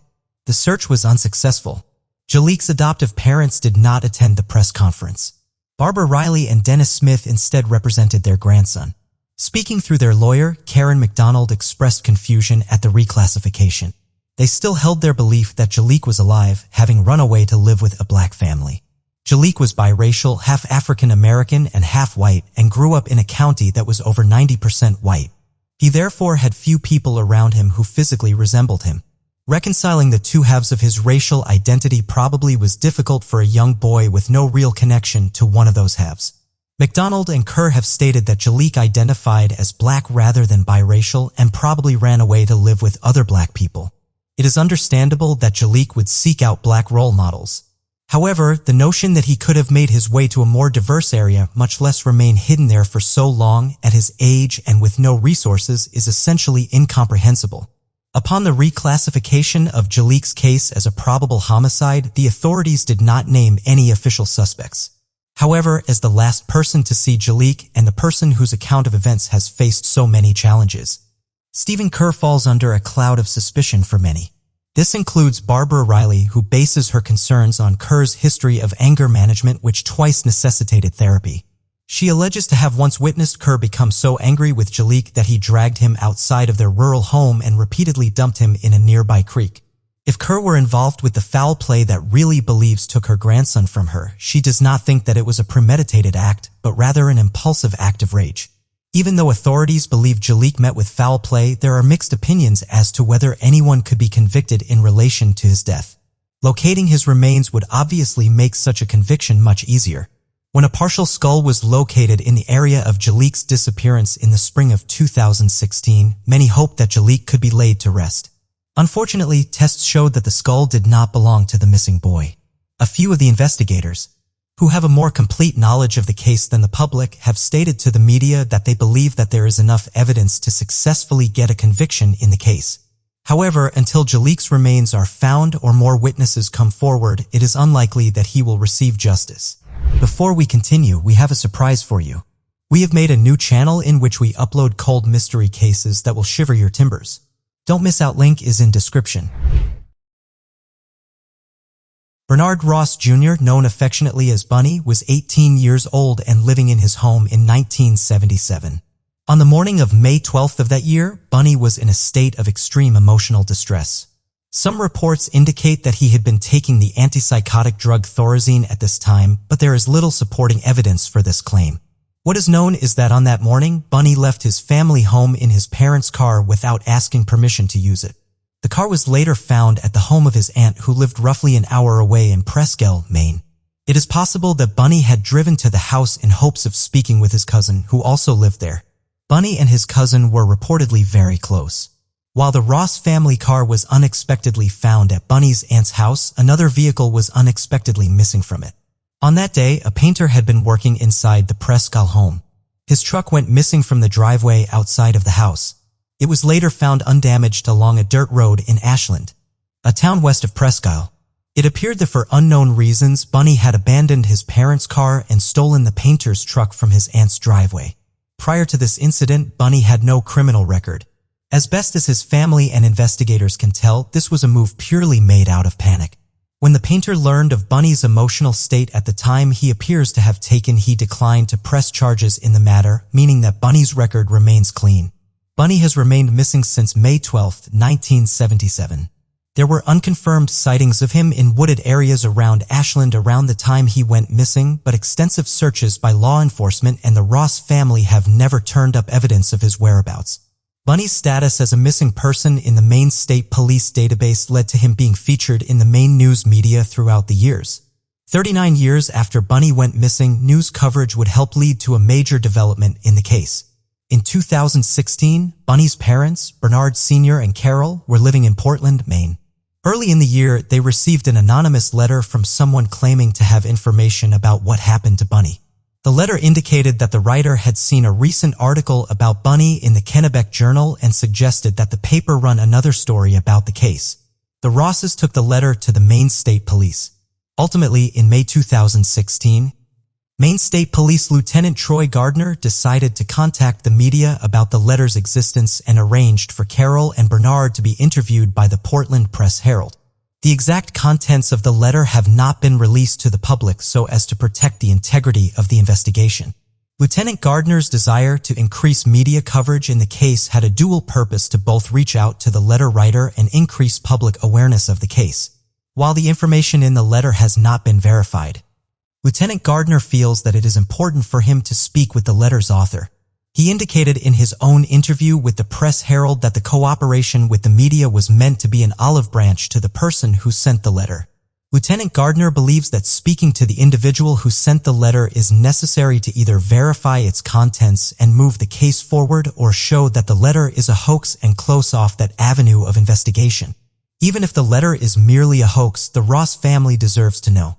The family has now endured over 4 decades of searches, sleepless nights, and requests to look at John Does from all around the country in an effort to learn of Bunny's fate. Learning if the letter is authentic or not will at least answer one of the millions of that must have plagued the Ross family since they lost their son others years ago. Whether the letter is factual and moves the investigation forward or is a terrible joke, hopefully the attention it has garnered will one way or another bring closure to Bunny's case. Arnie F. Hopkins was born on June 30, 1928.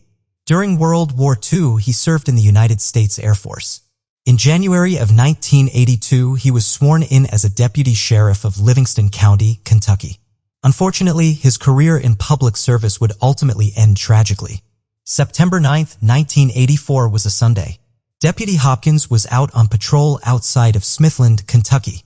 At approximately 11:20 p.m., he called into dispatch to report that he would be exiting his patrol vehicle to investigate a suspicious hitchhiker.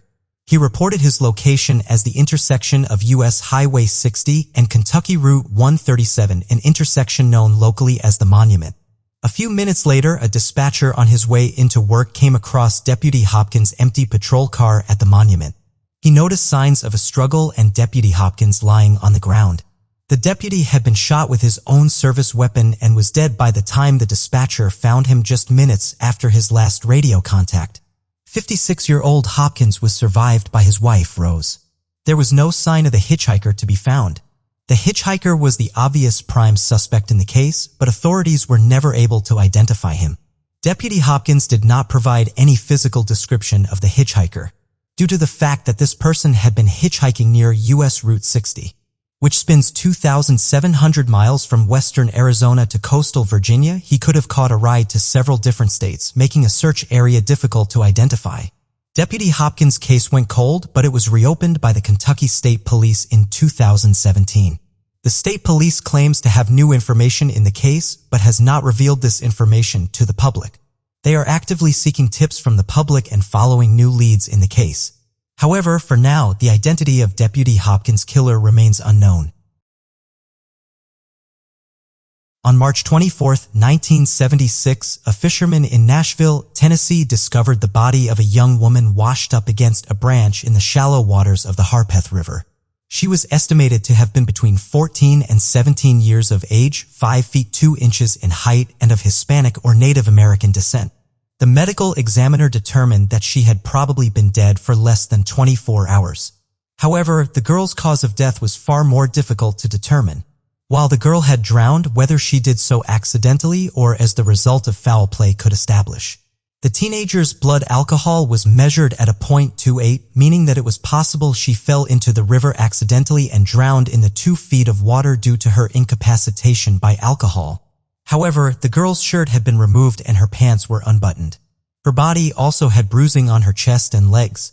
These facts opened up the possibility that she had drowned following some sort of sexual attack. Unable to use science to determine the girl's cause of death, police hoped that they could determine if a crime had been committed by finding out the last known events in her life. To do so, they would need to identify her so that they could locate those close to her. As the young woman carried no identification with her, police had to rely on alternative means to try to uncover the identity of their Jane Doe. While she did not carry ID, the Jane Doe did carry a nickel, a comb, and a picture of a young boy in her pockets. The photograph would be the key to getting the most information police have about the Jane Doe. The photograph of a young blonde boy had the name Little Charlie written on the front. On the back was written a phone number. Police assumed that Little Charlie was the boy in the photo. They discovered that Little Charlie was really a 24-year-old man from East Nashville. Charles Moore lived with his father, also named Charles, and the two went by Little Charlie and Big Charlie respectively to distinguish them from one another. When he spoke to police, he was able to tell them how his number had ended up on the back of the picture of the boy. On March 15, 1976, 9 days before Jane Doe's body was discovered, Moore had been traveling southeast on Interstate 24 with his brother-in-law, Milton Collins.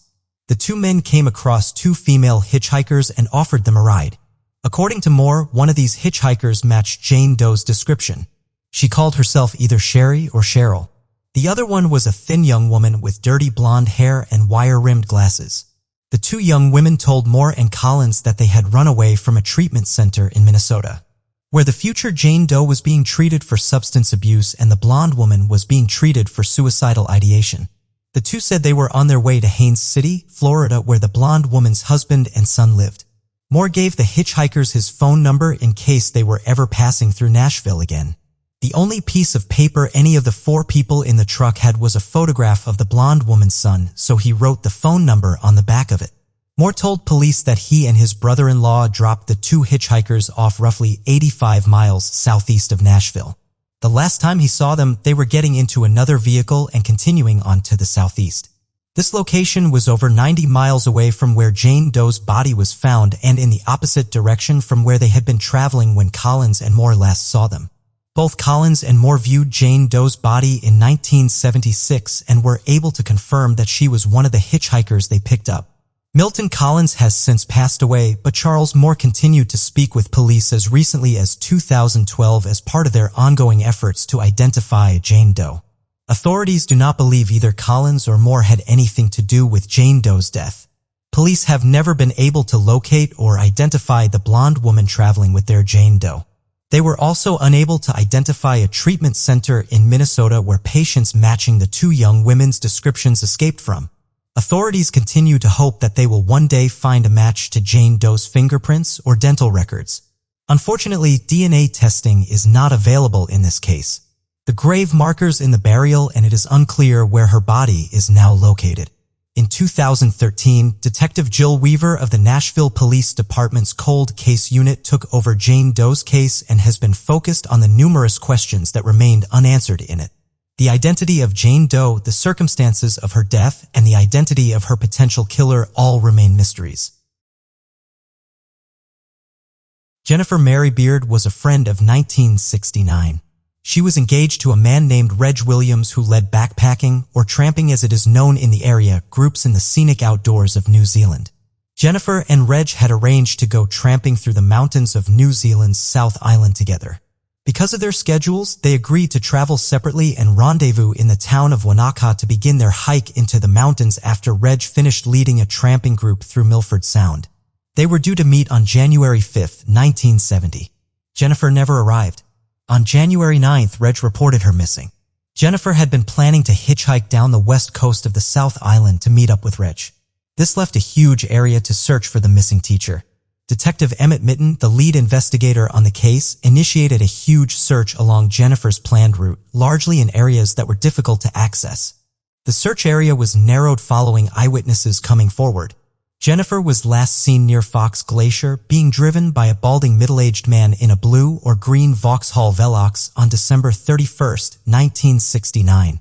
After the sighting was announced to the public, a family came forward to tell police that on December 31st at approximately 1:20 p.m. at the rest area near the Haas River Bridge to help a middle-aged man in a teal Vauxhall having car trouble.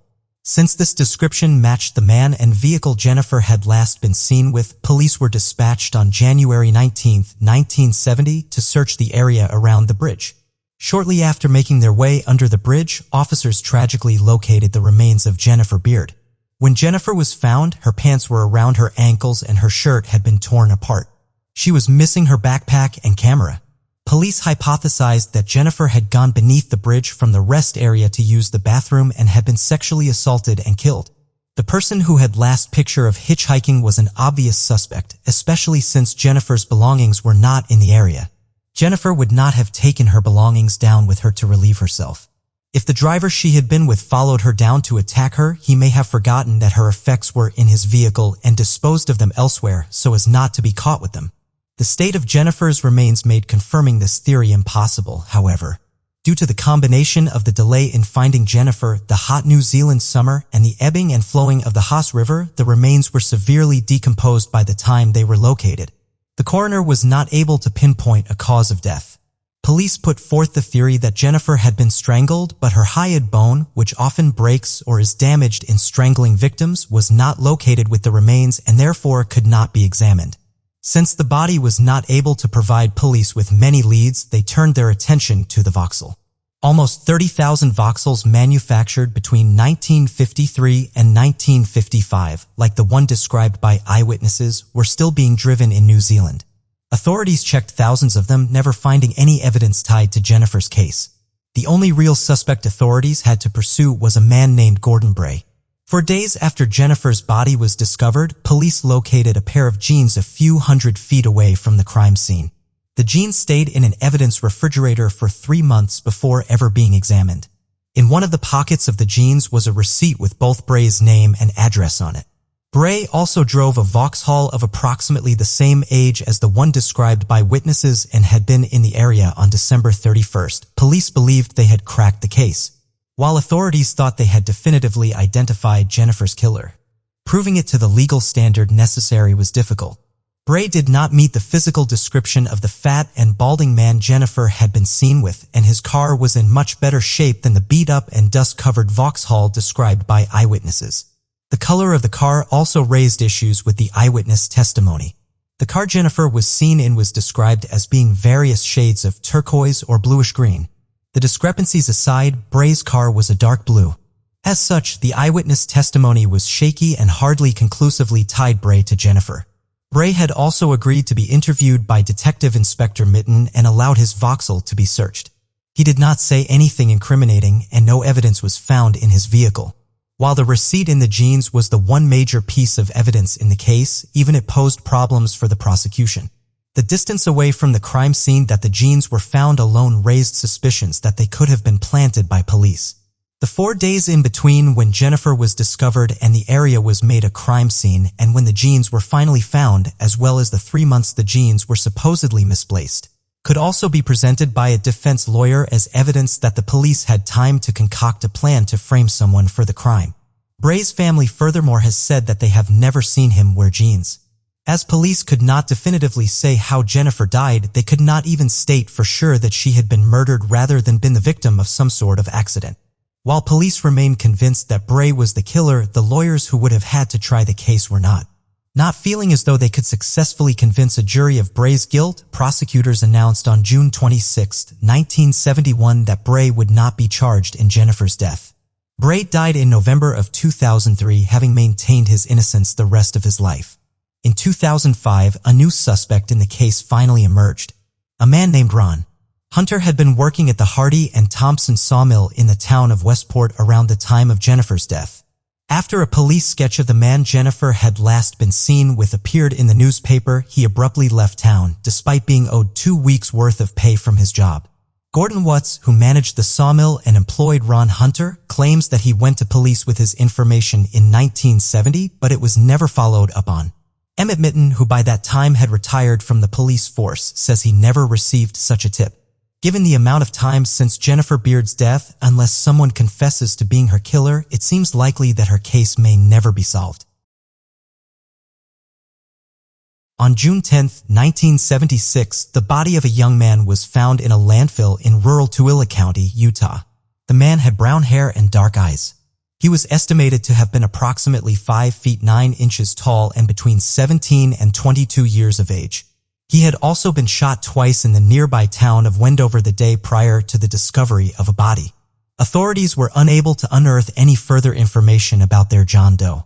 For the next 4 decades, the identity of the John Doe was just as unknown as the identity of his killer. One half of the mystery of the John Doe's murder will be solved 39 years after his death. The Tooele County Sheriff's Office, while not considering John Doe's murder case to be an open investigation since very soon after his discovery, did make efforts to utilize new technologies to identify the young man as they became available. In 2010, John Doe's information was uploaded to the National Center for Missing and Exploited Children for help developing a composite image of what John Doe would have looked like when he was alive. The sheriff's office put his likeness on posters around Tooele County and hoped that it would help identify him. In the fall of 2014, the sheriff's office partnered with the Utah State Medical Examiner's Office in an effort to close cold cases. Through this joint effort, a set of dental records belonging to a missing person were found to be a very close match to the John Doe's records. The John Doe's body was exhumed in May of 2015 in order to collect DNA samples from it. In August, it was announced that the DNA confirmed the identity of the Tooele County John Doe. His name was David Stack. David Arthur Stack had been born on July 5, 1957. In 1975, he graduated from New Milford High School in Connecticut. Despite being one of 10 children, he managed to stand out amongst his siblings for his charismatic and adventurous nature. In 1976, he had been living in Broomfield, Colorado. He left his home there on June 1st to hitchhike out to California to visit family, but he never reached his destination. In the years when he was missing, Dave's family had hoped that he was apart from them because of his wanderlust rather than foul play. His brother James liked to think that he had gone off to Alaska to start a new adventure. Both of Dave's parents passed away prior to the identification of his body. While the Stack family finally knows what became of Dave and were finally able to hold a memorial service for him, his identification still left them with many questions. While the Tooele County Sheriff's Office finally had an identity for their John Doe, they did not have the identity of his killer. Dave's case remains open in Tooele County as an unsolved homicide case. Mark Trubenbach spent the evening of August 19, 1992, watching television in his Manassas, Wisconsin apartment with his sister and a friend. They were awaiting the arrival of Mark's girlfriend, 20-year-old Lori Deppes. Mark and Lori had seen each other earlier in the day, but had parted when Lori had to go in for her shift at the graffiti store in the Fox River Mall in the nearby town of Grand Chute. She had planned on picking up a gift she had purchased for Mark while she was at work. She was excited to give the gift, a ring, to Mark, so they made plans for her to come to his apartment right after her closing shift. At approximately 10:15, Lori's arrival at Mark's apartment complex was announced by the loud roar of her muffler. Mark expected Lori to knock at his door shortly thereafter. She never did. After a few minutes, Mark walked out over his balcony to see where she was. In the parking lot of the apartment complex, he saw Lori's 1984 Volkswagen Rabbit. He did not see Lori. The only sign that she had been there was a cup of soda left sitting on the roof of her car. Mark, his friend, and his sister went out to look for Lori but had no success. So at 11:45 that night, they called the local police to report her missing. When the police spoke to Lori's coworker, they were able to establish a timeline of the last few hours prior to her disappearance. She had taken a dinner break at around 6 p.m. and gone to pick up the ring for Mark at another store in the mall at approximately 7 p.m. Graffiti closed at 9 o'clock, but Lori and her coworker stayed to close registers and clean up until 9:50. The last time the coworker saw Lori was just before 10 when she was turning to go east on College Avenue on her way to Mark's apartment. Despite intense local media coverage and a major effort to blanket the area with missing flyers, few viable leads surfaced in the immediate aftermath of Lori's disappearance. The police received calls about the case, but none of the information ever provided a solid line of inquiry. The presumed crime scene showed no real sign of a struggle, and the only real physical evidence, Lori's car and the soda cup, did not really provide any useful DNA or fingerprint evidence. It really did seem as though Lori really vanished into thin air. While authorities continued to work the case, the investigation seemed cold almost from the start. Just as abruptly as Lori's case became stagnant, it came roaring back to life in 2011. In May of that year, authorities announced that the previous November a man had confessed to kidnapping and killing Lori. That man was named Larry Dwayne Hall. When he made his confession, Larry Hall was serving a life sentence at a North Carolina federal penitentiary for the kidnapping of Jessica Roche, a 15-year-old from Georgetown, Illinois. She was last seen riding her bike outside of Georgetown on September 20th, 1993. More than a month later, her body was discovered in Indiana. Due to a legal technicality and the fact that authorities could not identify which state Jessica had been killed in, Hall could not be convicted of her murder. Instead, he was incarcerated under a federal kidnapping charge. Hall had been connected to Lori's case since 1995, when a published report claimed that Hall confessed to abducting and killing her. This confession supposedly came after police found a diary in Hall's car in which he detailed multiple crimes he had committed. Authorities immediately discredited this report. In 2011, however, investigators on Lori's case were much more optimistic that they were going to be able to resolve the case. Hall really had confessed to the crime of 2010 and supposedly provided details that only the police and the killer could know. These details were not released to the public, so as not to jeopardize any future prosecution of Hall. Lieutenant Mike Kruger claimed that Hall's account of the crime was the most credible lead they had received since Lori disappeared. On the surface, it seemed plausible that Hall could be guilty. He had been in that area of Wisconsin at the time of Lori's disappearance for a Civil War reenactment. While the media reports of a diary being found were false, the FBI did find various writings and notes in Hall's vehicle after his arrest. The words Lori and Fox River Mall were found among these writings. According to Hall, he had seen Lori in the Fox River Mall earlier in the day on August 19th and had approached her to ask her out for pizza. She had said no, telling him she was going to meet someone. He later followed her to her boyfriend's apartment complex from the mall. He claimed that he called her over to his car to look at an album of photos of antique cars. Hall then says he blacked out. The next memory he has is of Lori being tied up and him assaulting and killing her. While Lori's case appeared to have been solved, the case against Hall began to fall apart as soon as police attempted to verify it. They perform an exhaustive search of an area of southern Wisconsin. Again, the exact location has not been revealed to the public, where Hall claimed to have dumped the bodies of Lori and 3 other women. The bodies were not there. Investigators have acknowledged that Hall's confession may simply be a bid to avoid the death penalty. In various interviews with the press, Hall has admitted or alluded to guilt or involvement in up to 40 crimes. This includes the well-known disappearance of Susie Streeter, Stacy McCall, and Cheryl Levitt, better known as the Springfield Three. These crimes cover multiple years and multiple states, committed as Larry traveled extensively to participate in Civil War reenactments. However, the only authorities he has cooperated with have been the ones in charge of Lori's case.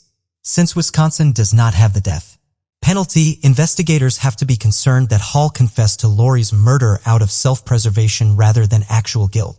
In speaking to author Christopher Martin, Hall has specifically stated that he is afraid of the possibility of execution. Further complicating the possibility of Hall's involvement is his identical twin brother, Gary Wayne Hall. The twins participated in Civil War reenactments together, meaning that Gary was also in Wisconsin when Lori disappeared. Should Lori's body ever be found, even if Larry Hall's DNA were found on it, there would be no way to distinguish that DNA from that of Gary. The circumstantial evidence that ties Larry to the location of the crime also ties Gary to it. If Larry ever did get brought to trial for Lori's abduction and murder, Gary could be used to create reasonable doubt. Prosecutors have stated multiple times that they will not prosecute Larry Hall until they have physical evidence to corroborate his story. As promising as his confession was, they have too much reason to doubt it. The most glaring problem with the confession is obviously Hall's inability to accurately identify the location of Lori's body. His blackouts, which he also alleges took place during his other crimes, provide him with the opportunity to avoid providing important details which could confirm his involvement if they are correct, or be used to prove that he is lying if he gets them wrong. While Lori's name and the name of the mall she worked at were suspicious things to be found written down in Hall's vehicle, it is important to remember that he was in the area of her disappearance at the time she went missing. There was a massive effort to cover the area in missing persons posters in the days after Lori went missing, and the case was heavily featured in the local media. Hall could have simply jotted down the information after seeing a poster or watching the news. He also could have seen Lori at the Fox River Mall as he claimed his confession, but that does not necessarily mean that he followed or abducted her. For these reasons, until corroborating evidence is discovered, Lori's case is officially considered unsolved and remains an open investigation. In 2012, Lieutenant Mike Kruger, the lead investigator on the case from the town of Monash, a police department, retired.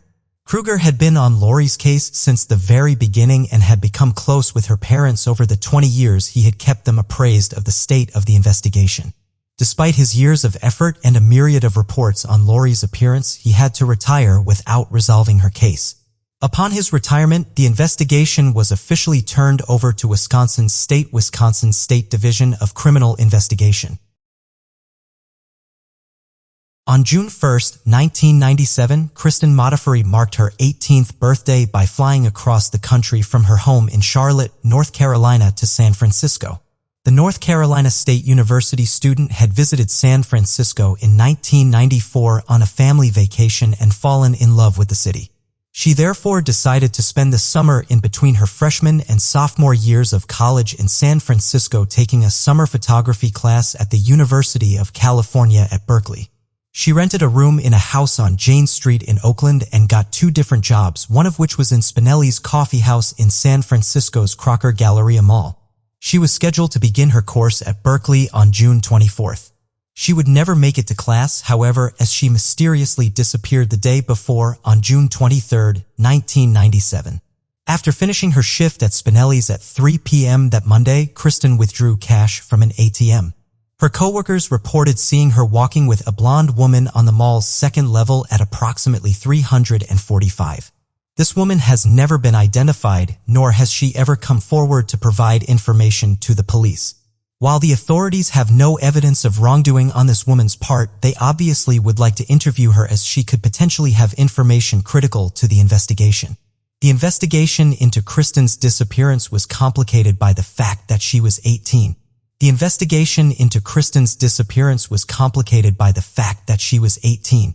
If she had gone missing just a few weeks earlier, she would have legally been considered a child. Since she became an adult 22 days prior to her disappearance, the additional resources available in missing children cases were not available to investigators. Furthermore, it meant that her parents were not immediately made aware that she was missing. The police were not obligated to alert parents that an adult child was missing, so Debbie and Bob Modafferi did not learn that Kristen had vanished until 3 days later when they called the house she had been staying in and spoke to one of her roommates. They immediately flew to San Francisco and began to post flyers and speak to anyone and everyone they could about Kristen's case.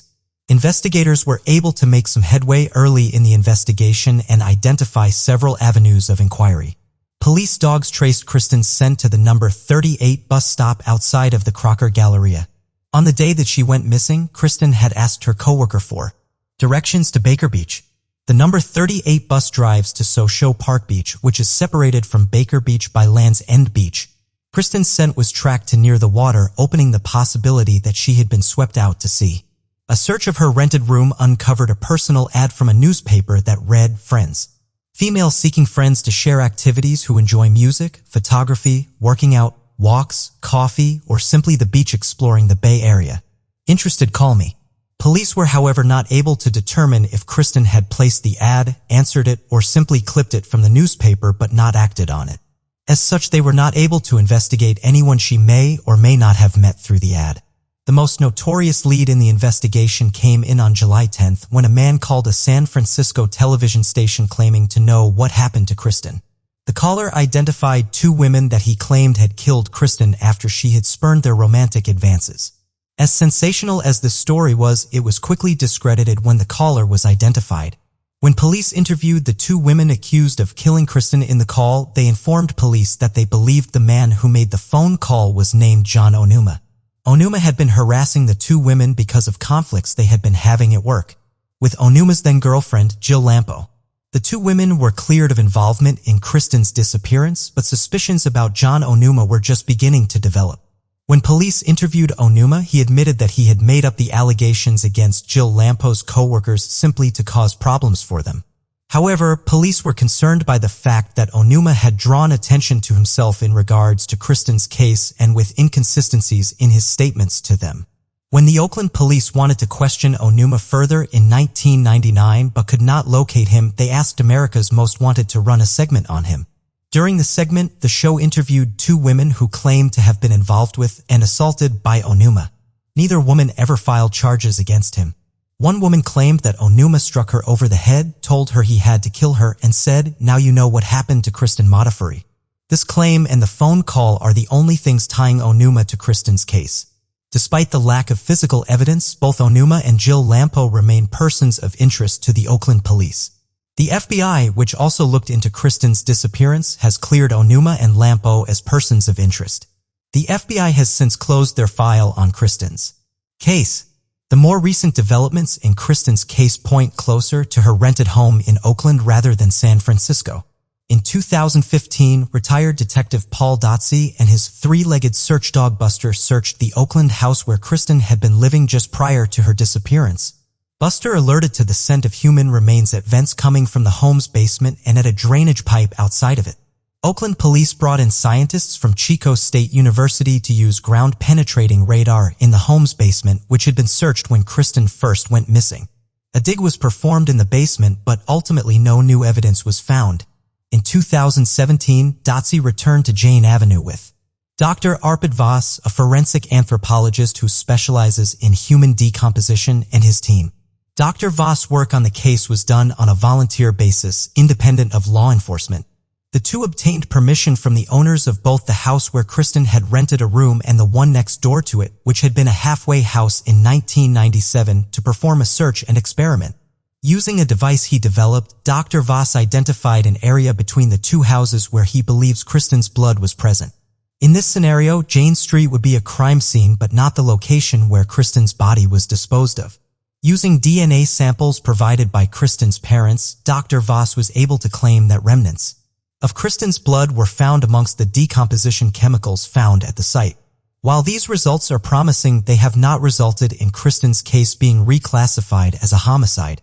The device Dr. Voss used in his work on the Jane Avenue site is proprietary and currently under review to receive a patent. As such, he cannot disclose exactly how the device works.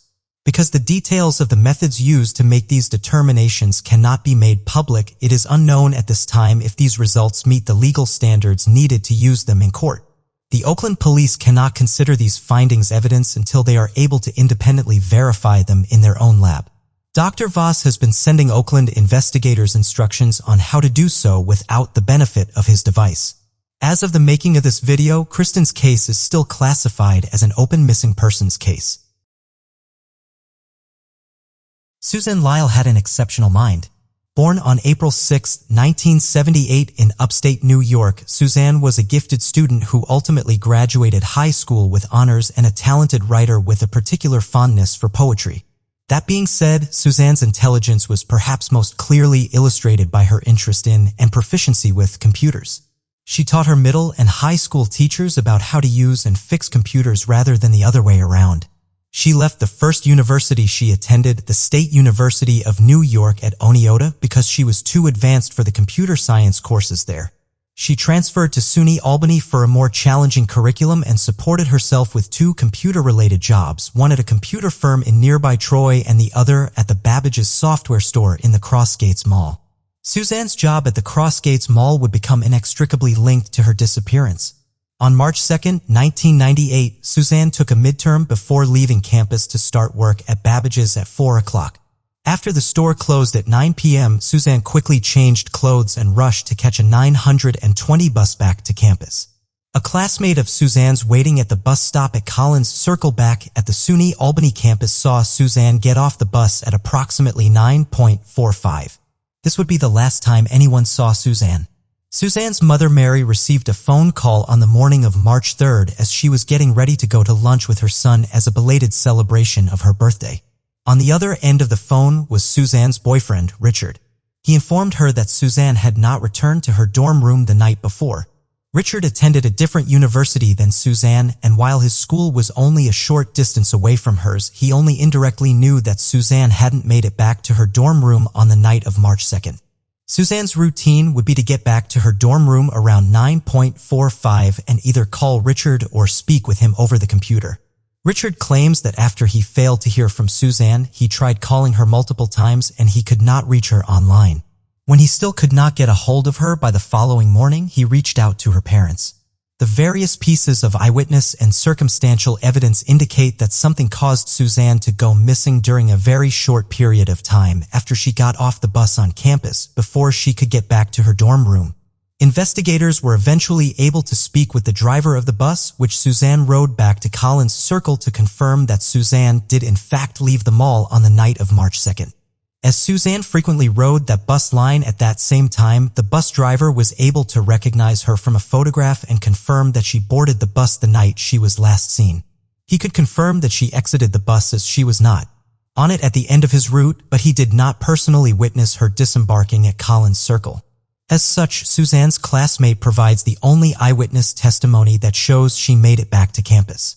In terms of physical evidence, Suzanne's out-of-date Babbage's work ID was found near a parking lot adjacent to Collins Circle, but not until 2 months after her disappearance. This was potentially due to it being buried under snow that fell the week following her disappearance. While the badge was found in rough shape, there is no way to determine if Suzanne dropped it on the night she disappeared. She could have dropped it sometime prior, or someone could have placed it there at some time after Suzanne went missing to throw off the investigation. As such, the badge is not definitive proof that Suzanne got off the bus at Collins Circle, but it remains possible that she dropped the badge there the night she disappeared. Immediately after the phone call from Richard, Suzanne's father Doug drove from the Lyle family home to the university. He spent most of the first day of the search for Suzanne waiting in SUNY Albany's campus security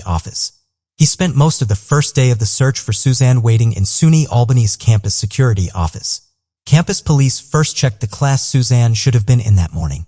When she failed to show up in that class, officers then moved on to searching the rest of campus. While her husband was dealing with the search for Suzanne at SUNY Albany, Mary Lyle remained at home near the phone. While she was waiting expectantly for some news of her daughter's whereabouts, she realized she had a lead she could follow. Suzanne's bank records.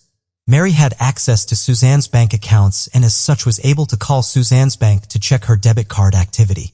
In doing so, Mary would stumble upon one of the most puzzling clues in the investigation into Suzanne's disappearance. While Mary Lyle was on the phone with the bank just before 4 p.m. on March 3rd, the day after Suzanne went missing, the system showed that Suzanne's debit card had just been used. Due to the technology at the time, the bank would not be able to tell where the transaction had taken place until the next day. The transaction, a $20 withdrawal from an ATM, had been made at a Stewart's convenience store a few miles away from the SUNY Albany campus. Whoever made the withdrawal had entered Suzanne's PIN number correctly on the first attempt. According to Suzanne's boyfriend Richard, only he and Suzanne knew what that number was.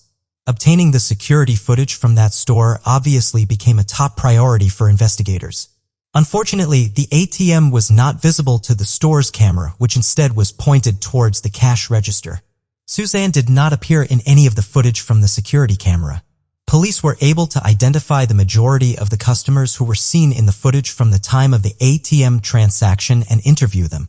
None of them claimed to have seen Suzanne inside the store. There was one patron of the store who could not immediately be identified and became one of the most publicized leads in the early months of the investigation. The man was commonly referred to as the Nike Man because the most identifiable thing about him in the grainy security footage was a Nike logo on his hat. The Nike Man generated a lot of interest in the early days of the investigation. A composite of the man was featured alongside Suzanne's picture on a billboard asking the public for help in her case. He was heavily featured in early media coverage of Suzanne's disappearance. However, when police were finally able to identify the man in early 1999, their interview with him proved fruitless. While the man had made a purchase in the Stewart store around the time of the ATM transaction, he did not witness anything useful or have any discernible link to the case. Another person police were interested in talking to early in the investigation was Suzanne's boyfriend Richard. Richard spoke with police in the immediate aftermath of Suzanne's disappearance, but later on hired a lawyer and was not as easily accessible to authorities. Richard claimed to have an alibi for the time of Suzanne's disappearance, telling police that he had been playing video games with a friend. The two friends had not been playing the game in the same location, but rather over the internet. Police accepted this alibi after speaking with this friend, who said he was sure it had been Richard playing with him because he could identify the moves Richard habitually used in the game. Mary Lyle, however, has not been so quick to dismiss Suzanne's boyfriend as a suspect. Suzanne and Richard had been dating for over 2 years, but their relationship was not a smooth one. Suzanne had tried to break up with Richard on more than one occasion, but would take him back every time because he would get so upset. Mary suspects that 2 weeks prior to Suzanne's disappearance, when Suzanne asked her to drive to Richard's house so that she could drop off a Valentine card for him, she was really dropping off a letter that was ending their relationship. Mary detailed some of her concerns about Richard and the behavior of some of his family members following Suzanne's disappearance in an interview with the Unfound podcast in 2016. A link to that interview will be in the description of this video. Richard is not an official suspect in the case and has never been charged with any crime in relation to it. In 2001, Suzanne's parents decided to use their family's tragedy to try to help others. Doug and Mary co-founded the Center for Hope, a nonprofit organization designed to help families of people who have gone missing. The center has created numerous print guides to help families navigate the legal system and pursued various creative efforts to spread awareness about unresolved disappearances. Doug and Murray's activism also extended to the political arena and resulted in the passage of multiple state and federal laws that improve how missing persons cases are handled. For example, Suzanne's Law, signed by President George W. Bush in 2003 as a part of the National Amber Alert Bell, mandated police to notify the National Crime Information Center when a person up to the age of 21, rather than 18, goes missing. Despite his years of activism for missing people and their families, Doug Lyle never received resolution to the mystery that spurred him to action. He passed away in August of 2015, never learning the fate of his youngest daughter. According to Mary, he spoke about Suzanne even in his final days. In April of 2018, during the week when she should have been celebrating Suzanne's 40th birthday, Mary was awarded the New York State Senate Liberty Medal, the highest honor the Senate can present to an individual. She was presented with the medal during the ceremony for the 17th annual New York State Missing Persons Day, a commemoration the Center for Hope had pushed to have created. Mark Donald Raymond was born on the 4th of July of 1961 at the Tompkins County Hospital in Ithaca, New York. He remained in his hometown for his entire childhood, graduating from the Immaculate Conception School and Ithaca High School. He left Ithaca to serve in the Army following his high school graduation, but returned after he had completed his service. He then took a job at the Woolworth's department store in the Pyramid Mall in nearby Lansing, New York, where he would work for 17 years. 2002 began harshly for 40-year-old Mark. At the beginning of January, he was laid off from his place of employment at the Pyramid Mall. This came just 2 years after the struggling Woolworths chain had closed its location at the mall, meaning Mark lost his long-term and stable job. Hoping to hold onto some sense of the life he had been living for the past almost 20 years, Mark began to search for employment at a different store within the familiar Pyramid Mall. This is what he was doing on the night of January 18, 2002. That night, he was seen sometime between 9:30 and 10 p.m. in the mall's food court before leaving on foot. This will be the last confirmed sighting of Mark. At 7:30 a.m. on January 19th, Mark's brother, who was also his roommate, called their mother, Kathy Bierce, to tell her that Mark had not returned home from the mall the night before. She, in turn, notified the authorities. The home Mark shared with his brother was close to the Pyramid Mall, a nearby Winthrop Drive. The police worked under the assumption that Mark had been walking home, as was his routine when he disappeared. They therefore performed a thorough search of the immediate area. They were, however, unable to find any clues that would aid in their investigation. There was one potential sighting of Mark in a nearby wooded area on the 19th, the day after he was last positively seen, but this sighting has never been verified. None of Mark's credit cards or bank accounts have ever been accessed since his disappearance. Mark's family has always insisted that Mark did not vanish voluntarily. His mother has publicly asserted that Mark was too committed to his highly regimented daily routine, illustrated by his long-standing employment at Woolworths and his desire to remain working in the St. Mall, and too committed to his family, as evidenced by the fact that he lived with his brother even into adulthood to walk away from his life without saying a word. He also did not have the resources to do so without using his bank accounts or credit cards. The Tompkins County Sheriff's Department supports the family's assertions and does believe that foul play was involved in Mark's disappearance. Mark's family is one of the many helped by Doug and Mary Lyle's Center for Hope. Mark's mother, Kathy, viewed the Lyles as a lifeline to my family and many other families that have missing loved ones. She also credited them as being instrumental in having Mark included in several statewide missing persons initiatives, including the New York State Playing Cards program. The program produces decks of playing cards, each of which features a photo of relevant information about a missing person or a victim of an unsolved crime.